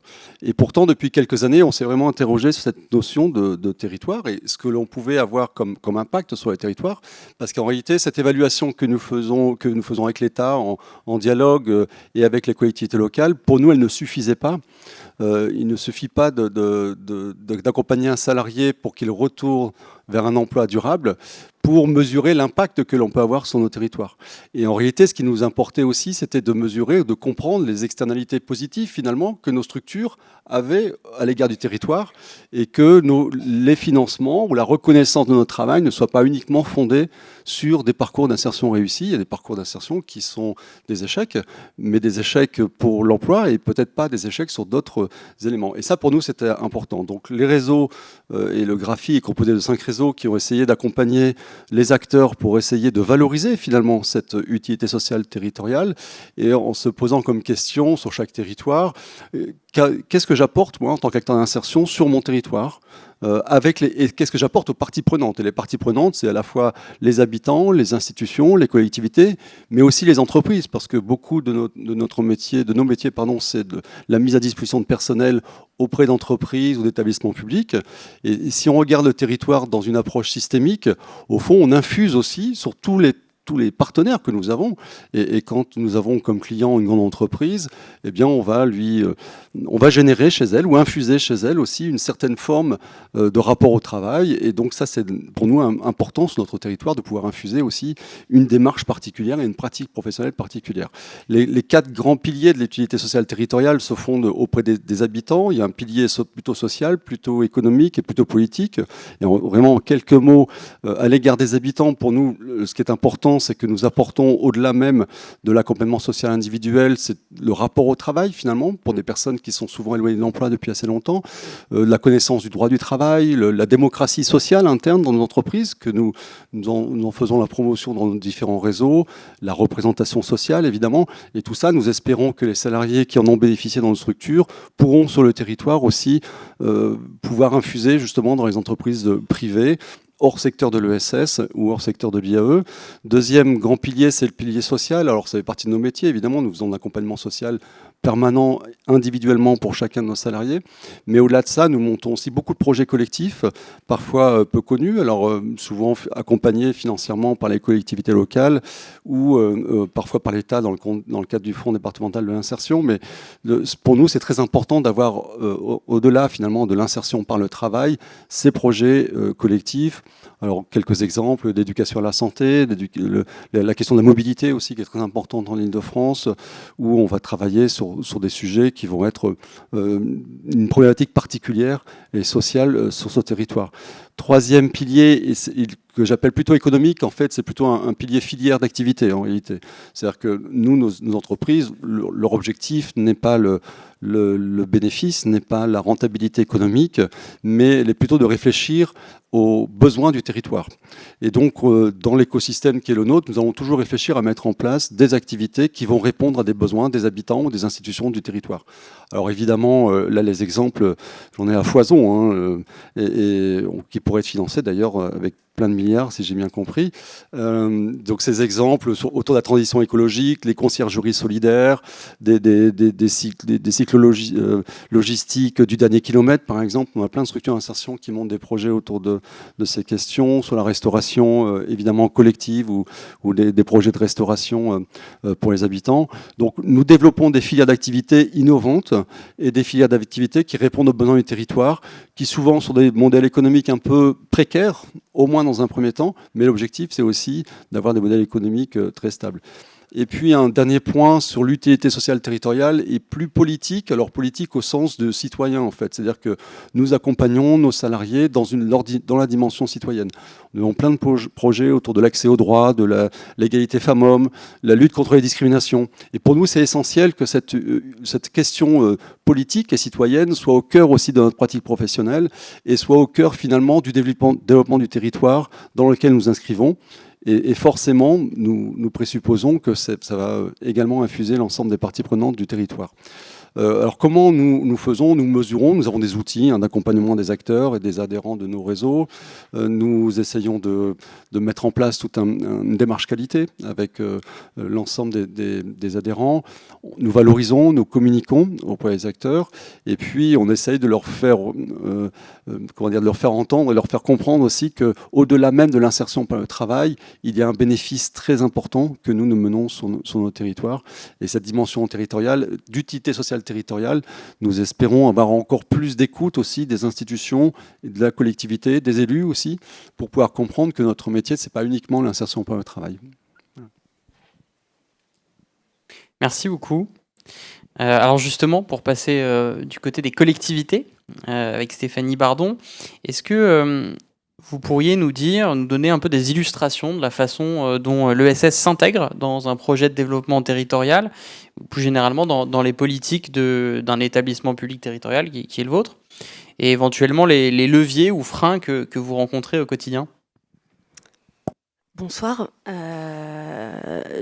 Juste quelques mots pour situer un petit peu le PT très rapidement, parce que j'ai compris qu'il fallait être synthétique et c'est pas forcément mon fort. Mais juste dire, voilà, le territoire du Grand Orly-Seine-Bièvre, c'est un territoire qui est au sud de Paris, c'est 24 communes sur 2 départements, donc évidemment un regroupement d'anciennes intercommunalités, de villes isolées avec des histoires, des historiques, des spécificités différentes et parfois certaines étant déjà fortement engagées sur des politiques de soutien à l'ESS, d'autres pas du tout. Voilà, et donc quand le territoire s'est créé en 2016, eh bien il a fallu construire une politique qui harmonisait et puis surtout qui allait être un petit peu qui allait permettre de développer, d'harmoniser et de porter des ambitions assez fortes. Juste et très rapidement toujours, l'ESS sur le territoire du Grand Orly-Seine-Bièvre, c'est 1300 établissements employeurs, majoritairement des associations, sans grande surprise, ce qui correspond à 6,8%. La part d'établissements ESS pèse à un petit peu moins que la moyenne régionale. Sur la partie emploi, c'est à peu près 20 000 emplois. Là, pour le coup, on est complètement dans la moyenne régionale, avec des secteurs classiquement représentés dans l'ESS, l'action sociale, l'art et spectacle, enfin la culture, secteur de la santé. Je précise quand même que c'est aussi plus d'une trentaine de structures d'insertion par l'activité économique, donc on est un territoire particulièrement bien doté et on s'en félicite parce que on travaille vraiment, c'est vraiment un réseau de structures avec lequel on travaille très bien. J'en viens maintenant aux politiques publiques. Juste pour dire qu'effectivement, je le disais, hein, quand le territoire se structure en 2016, donc des disparités assez fortes entre la manière d'appréhender et de soutenir l'ESS. En tout cas, on a décidé au territoire, nous, d'en faire un axe fort, hein, de notre politique, alors j'allais dire, de développement économique et d'emploi, puisque c'est au sein de cette direction que nous sommes, que la mission est rattachée. C'est même un axe fort de la stratégie de développement économique, hein, qui vient d'ailleurs d'être renouvelée. Mais c'est aussi pour autant un enjeu, en tout cas un secteur que l'on souhaite aussi que l'on souhaite aussi faire se déployer, que l'on fait déjà se déployer dans les autres politiques publiques qui sont pilotées par le territoire. Au sein du développement économique, hein, je vais essayer d'être bref et grosso modo soutenir et accompagner l'ESS, c'est déjà déployer ce qu'on s'est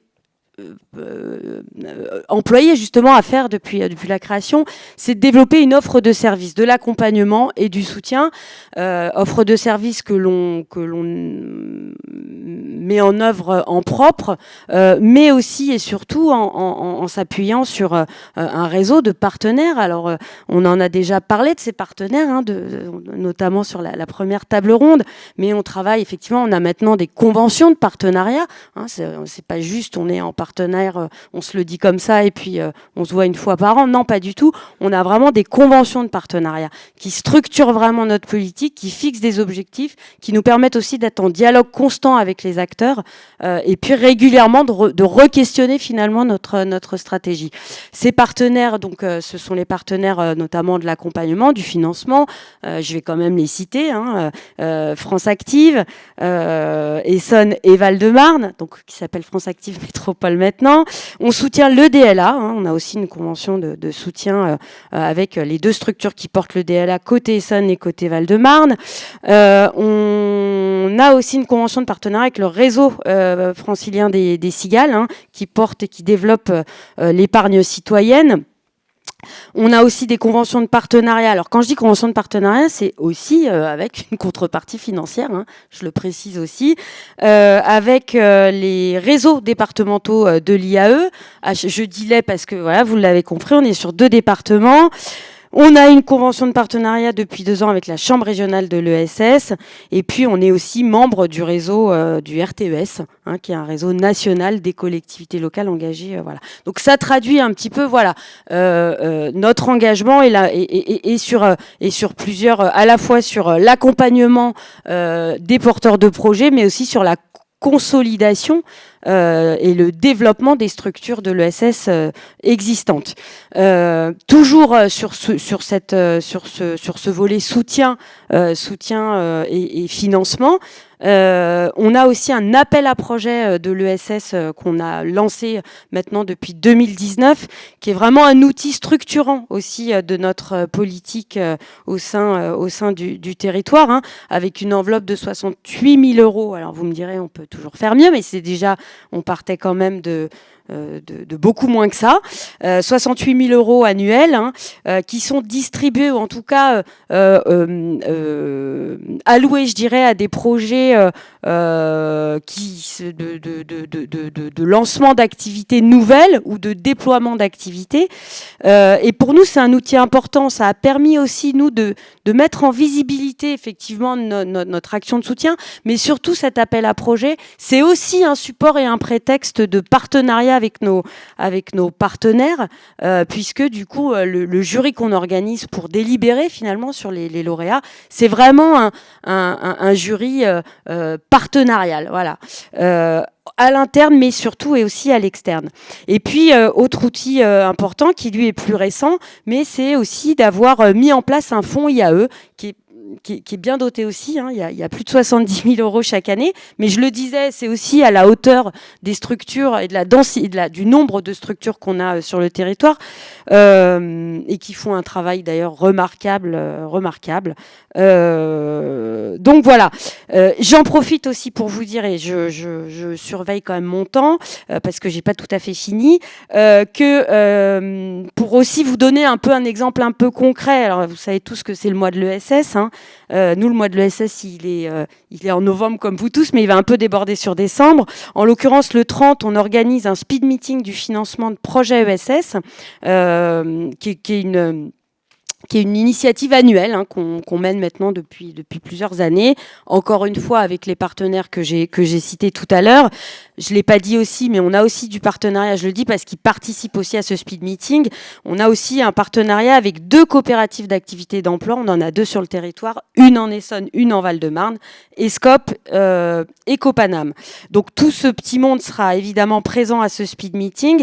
Speed meeting, on profitera d'ailleurs de ce speed meeting pour une remise officielle donc des prix aux lauréats de l'appel à projet. Voilà. Et puis je le dis aussi parce que c'est important et que Monsieur Achour est à mes côtés, mais on organise là pour le coup en mode interterritoire à l'échelle du département et avec les collègues des 2 autres territoires. Le PT10 et le PT11, une conférence des financeurs donc dans le cadre effectivement de notre partenariat avec la CRES, mais auquel vont être associés différents acteurs du financement ESS. Voilà, donc juste je veux redire aussi que au-delà d'animer des partenaires, ce qui est très important, parce que c'est aussi un support de mise en place et d'animation de notre politique, c'est aussi que les territoires, et au regard notamment des compétences qu'ils exercent, là en l'occurrence notre compétence de développement économique, nous permet aussi d'être en fonction d'animation et de mise en réseau des acteurs, de créer aussi des synergies. On en a aussi, enfin j'en ai beaucoup entendu parler, mais c'est vrai qu'en termes d'innovation, de transition écologique, les structures de l'ESS sont de longue date acteurs sur un certain nombre de domaines, l'économie circulaire, l'agriculture urbaine, l'alimentation, tous les enjeux qui gravitent autour de ce sujet de la citoyenneté alimentaire, de l'agriculture urbaine, des circuits courts, de l'aide alimentaire aussi, il ne faut pas l'oublier. Et en fait, ce qu'on s'aperçoit finalement, c'est que il y a peut-être aujourd'hui, en tout cas, on fait le constat qu'il y a en tant que territoire, je pense que le sentiment est partagé avec les 2 autres territoires du Val-de-Marne, c'est qu'on a aussi un rôle à jouer, à animer, à structurer, à fédérer. On parlait tout à l'heure de pôle territorial de coopération économique, mais à structurer des filières, c'est-à-dire à permettre aux acteurs de mieux se connaître, de se mettre en réseau, pour justement aussi se renforcer, mais aussi intervenir sur l'ensemble des chaînes de valeur. Il y a un enjeu très fort aujourd'hui par rapport à ça, qu'on souhaite nous justement, auquel on souhaite contribuer modestement, puisque voilà, à travers les compétences qu'on exerce. Rapidement, très vite, on a parlé achat responsable. Je vous promets, je vais terminer là. Mais 2 choses sur lesquelles quand même c'est important d'insister. Les achats responsables, on en a aussi parlé parce que c'est un vrai levier en tant qu'acteur public de pouvoir mobiliser, activer ces dispositifs-là. On a lancé fin 2021 un schéma des achats responsables. Évidemment, dans ce schéma des achats responsables qui brosse tout un tas d'objectifs, il y a bien entendu la question de l'accès des structures de l'ESS au marché du territoire. Et pour vous donner un exemple, cette année, au moment où il a fallu renouveler le marché de nettoyage du territoire, c'est donc un très très gros marché, on a décidé de se lancer, enfin en tout cas de franchir le pas et de réserver de l'eau très important aux structures de l'ESS. Aujourd'hui, il y a eu 2 groupements qui sont titulaires, 2 groupements ESS, en l'occurrence des structures d'insertion de l'IAE, qui se sont regroupées pour répondre à ce marché, ce qui nous fait 6 structures de l'IAE aujourd'hui qui contribuent au nettoyage et à l'entretien de ces locaux. Et dernière chose, et ce sera la phrase de la fin parce que j'ai bien compris que je ne pourrais pas tout développer, mais sur la question immobilière, j'aurais aimé dire plein de choses parce que là, il y a des vrais sujets sur la manière ou les leviers dont on dispose pour pouvoir accompagner ou créer les conditions d'une politique d'accès des structures à l'immobilier. Mais bon, je vais m'arrêter là. Vous l'aurez compris, je pense que voilà, on est vraiment, voilà, c'est un marqueur fort, voilà, du territoire. Merci beaucoup, on voit qu'on a du pain sur la planche. Est-ce qu'on peut terminer ce tour de table avec Marie Floquet, du coup, pour apporter cette fois-ci un regard qui est encore différent, qui est le regard, on va dire, porteur de projet.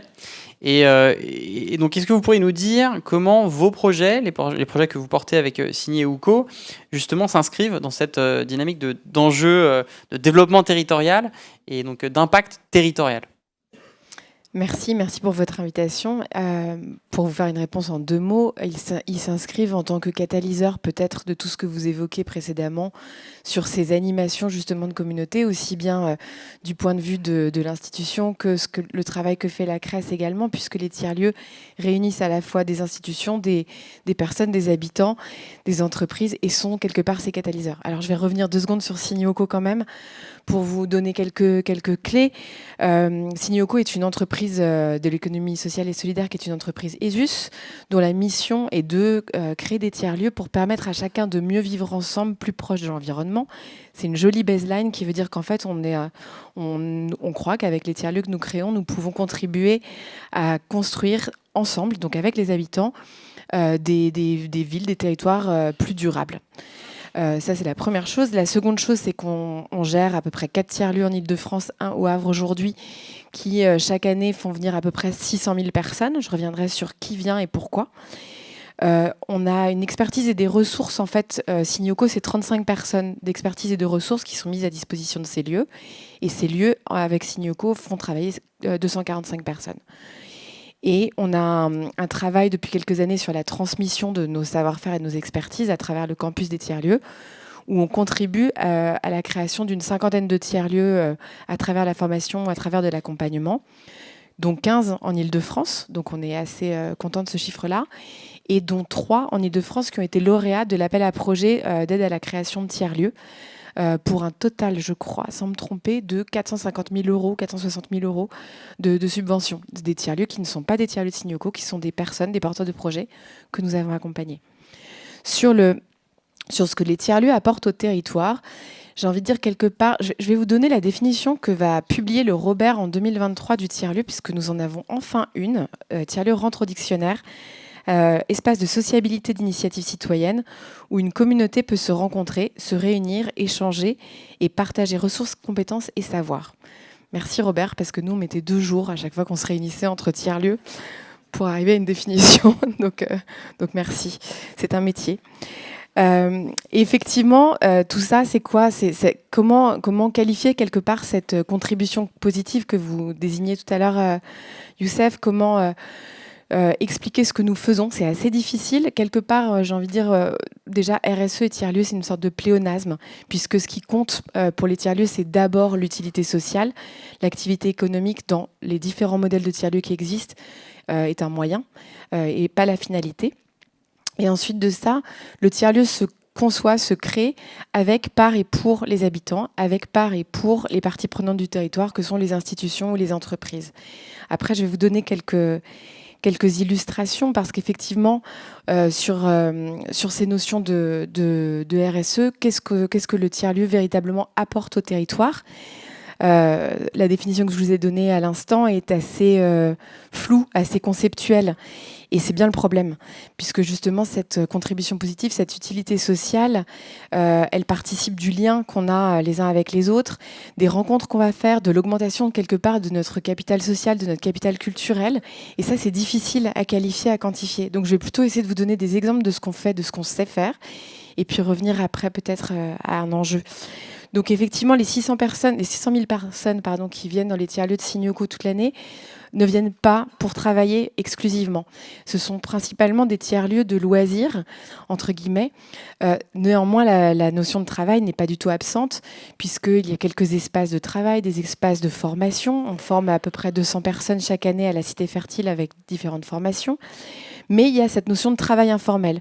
Les gens vont venir avec leur ordinateur pour profiter d'un espace qui dispose du Wi-Fi sans payer, vont se réunir, vont trouver des gens avec lesquels parler, lesquels échanger. Ça va être des étudiants, ça va être aussi des actifs, des indépendants. D'autres vont venir dans le cadre d'un événement, parce que leur entreprise a privatisé tel ou tel lieu en lien avec la thématique qu'ils veulent défendre, qui peut être une thématique justement de sensibilisation aux enjeux environnementaux, notamment dans les lieux concrets qui sont très très positionnés sur ces enjeux-là.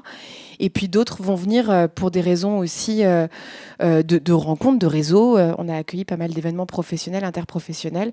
Donc on n'est pas dans le travail au sens location d'un espace, coworking, ni que production. Et pour autant, voilà, c'est pas non plus du loisir totalement.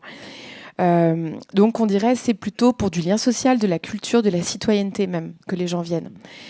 La notion d'ancrage territorial, comment nous on la traite dans les tiers-lieux, avec plusieurs outils qui sont la mise à disposition d'espaces pour des gens qui veulent faire quelque chose et qui ponctuellement vont avoir besoin de X mètres carrés pour se retrouver.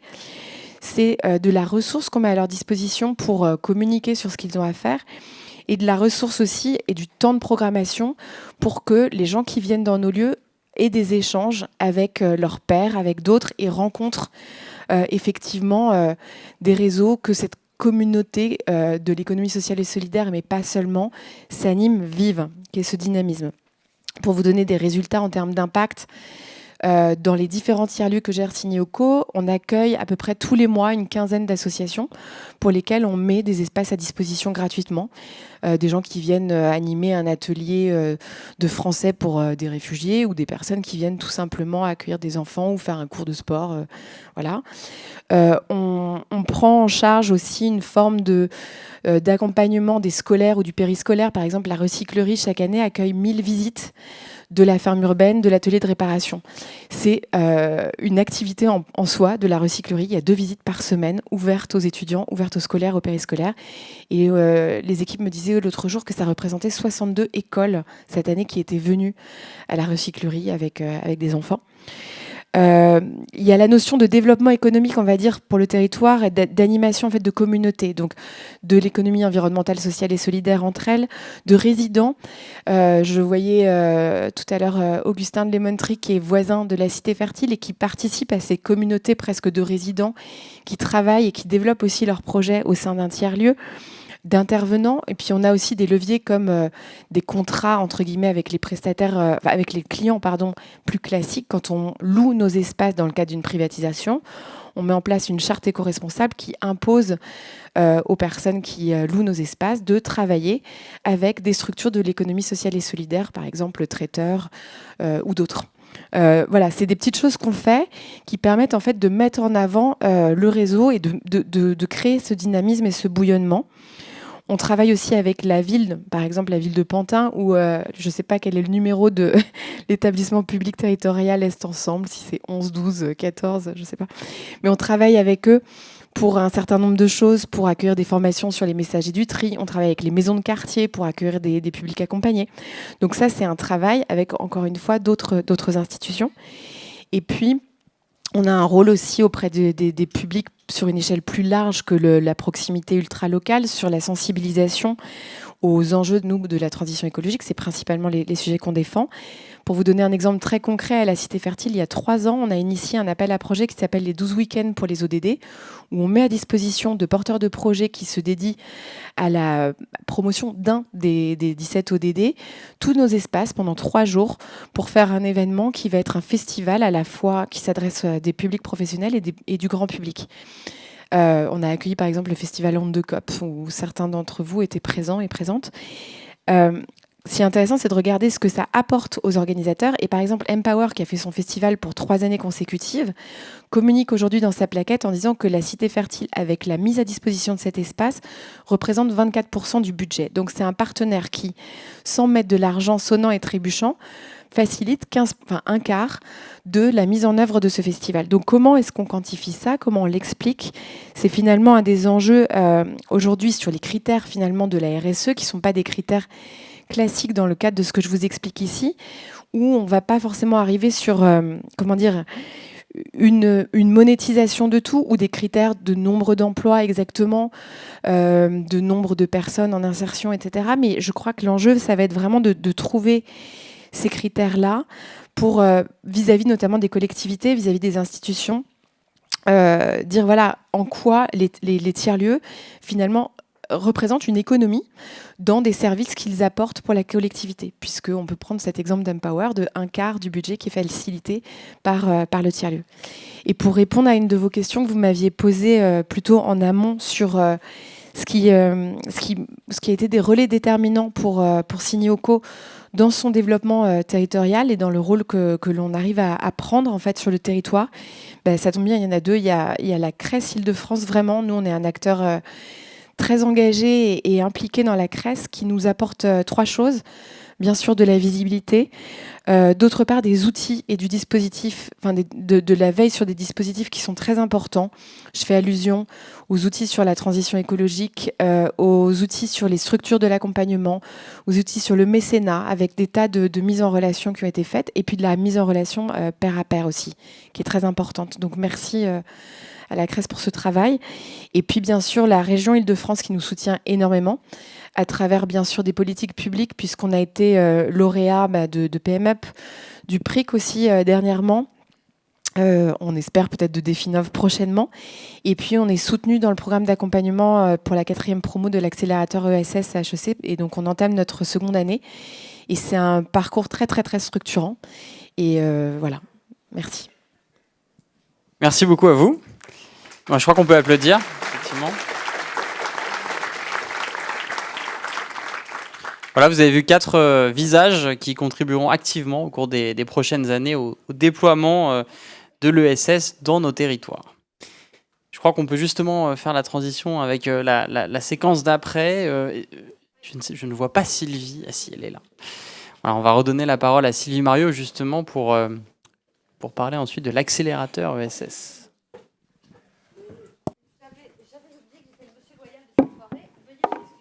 Donc, merci à tous les participants. Alors, je retiens, Marie, que la définition, que tiers-lieu rentre dans le Robert, dans le dictionnaire. C'est une excellente nouvelle et je pense que ça montre bien la capacité de l'ESS à créer de nouveaux modèles que personne n'imaginait, puisqu'en fait, ça n'existe même pas dans les dictionnaires.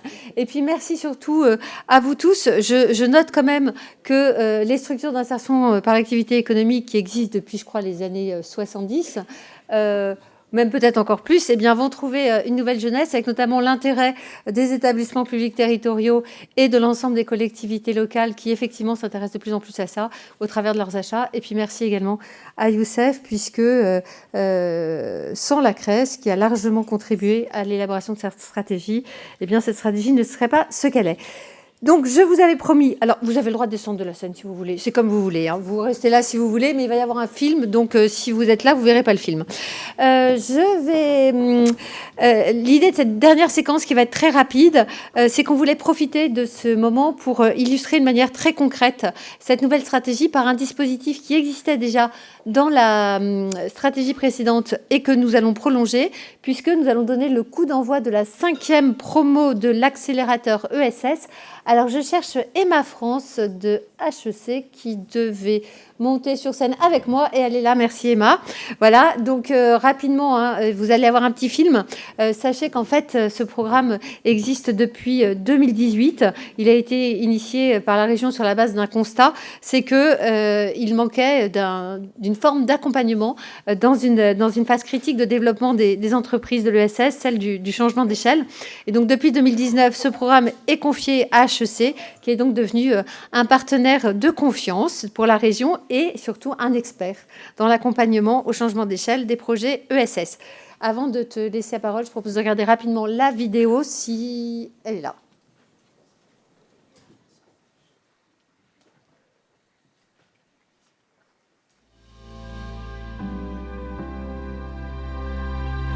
L'accélérateur ESS, c'est un programme d'accompagnement de 2 ans pour les dirigeants de PME de l'économie sociale et solidaire.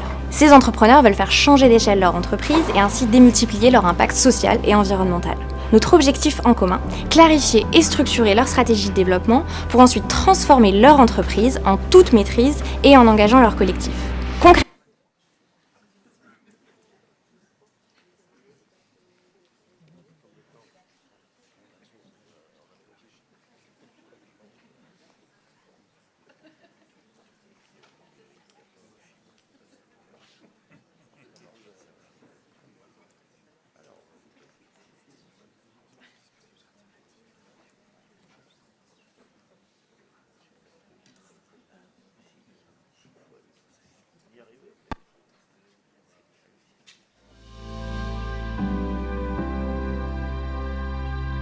L'accélérateur ESS, c'est un programme d'accompagnement de 2 ans pour les dirigeants de PME de l'économie sociale et solidaire. Ces entrepreneurs veulent faire changer d'échelle leur entreprise et ainsi démultiplier leur impact social et environnemental. Notre objectif en commun, clarifier et structurer leur stratégie de développement pour ensuite transformer leur entreprise en toute maîtrise et en engageant leur collectif. Concrètement, l'accélérateur sont 4 piliers. D'abord, des diagnostics points d'étape. Et puis des sessions mensuelles de mentorat stratégique. Il y a aussi un cycle de formation pour les équipes dirigeantes et enfin des missions de conseil pour répondre aux besoins stratégiques et opérationnels de chaque entreprise. La feuille de route d'accélération est construite de manière collaborative, c'est-à-dire avec l'entrepreneur, le mentor et le chef de projet accompagnement. Pour moi, l'accélérateur, c'est une respiration, un pas de côté et de la profondeur. Des compétences croisées. Une prise de recul, une fantastique boîte à outils. Un accompagnement sur mesure et collectif. C'est concret, c'est réactif et c'est fédérateur. Structurer nos idées. Et développer nos ambitions. Des professeurs très expérimentés, une pédagogie très orientée action, de la collaboration entre pairs et beaucoup de bienveillance sans concession. Un honneur et une opportunité pour Val Service.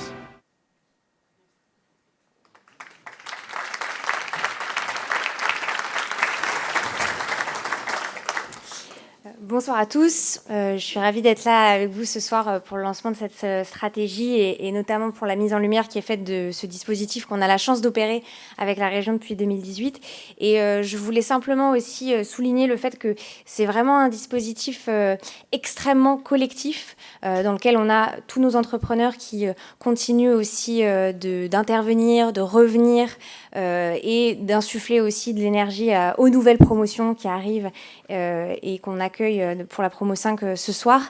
C'est également des mentors, des professeurs et certains sont là ce soir parce que c'est aussi très important pour ces mentors de l'écosystème d'HEC de s'engager concrètement auprès des entrepreneurs franciliens. Et puis c'est tout un tissu de partenaires qui viennent également à l'initiative avec l'aide de la région Île-de-France, comme vous l'avez vu ce soir dans le panel.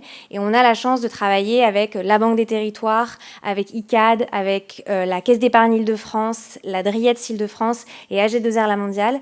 Et c'est aussi une variété de partenaires engagés au service de l'ESS sur la région, dans la région, qui sont vraiment très forts et vecteurs d'opportunités pour les entreprises qu'on accompagne. Voilà, je suis ravie de voir tous les entrepreneurs qu'on a accompagnés depuis 4 ans ce soir.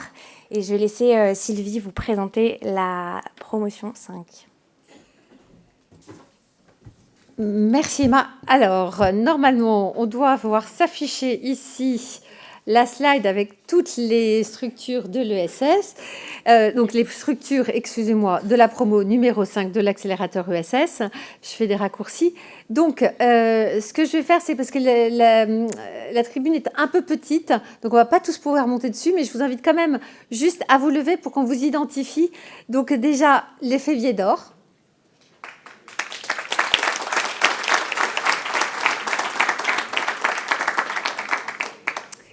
Auticiel.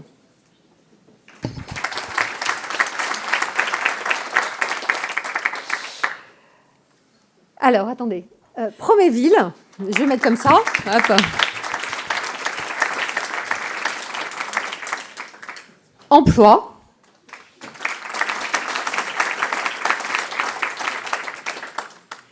Green & Co.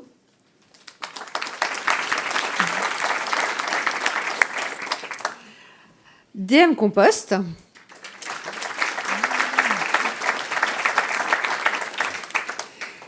TikTok.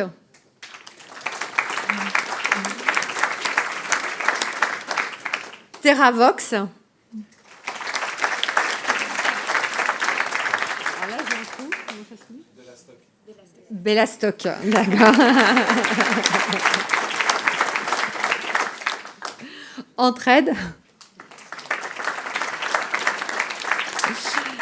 Vita Novae.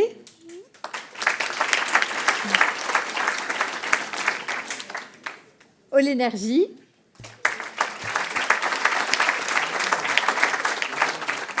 Espérance.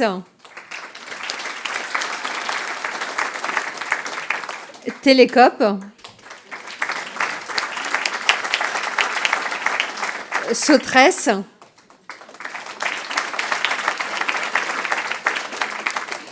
Caracol. et Avenir APEI.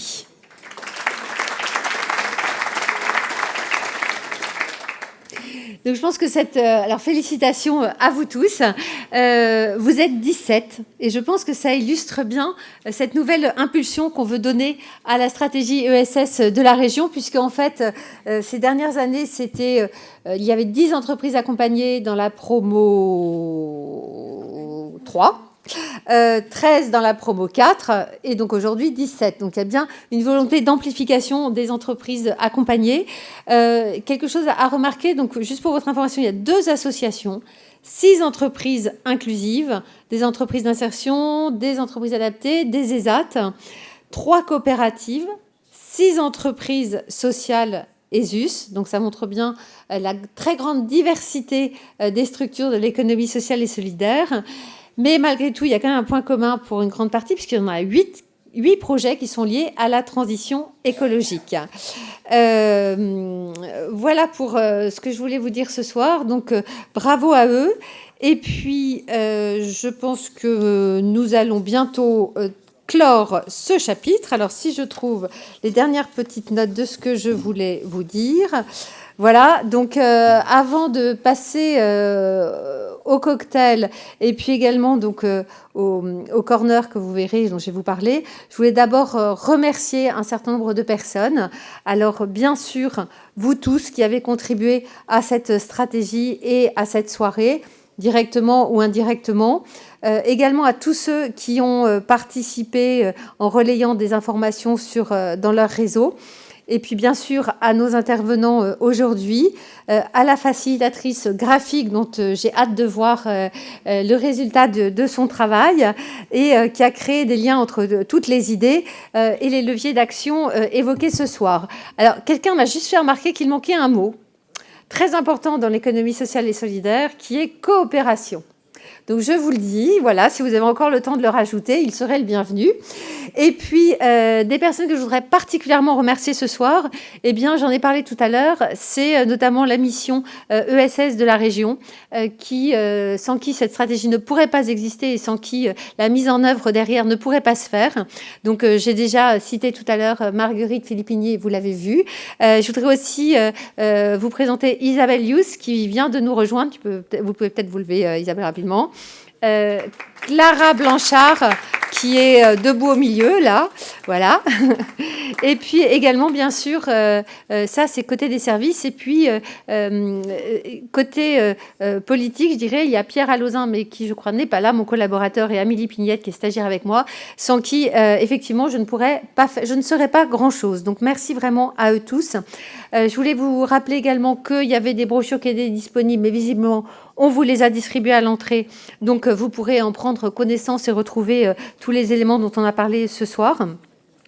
Et puis, un dernier message, nous avons vraiment besoin de vous tous pour la mise en œuvre de cette stratégie. Nous l'avons vu ce soir. Il existe beaucoup de choses dans notre région. Il y a de très nombreuses structures de l'économie sociale et solidaire.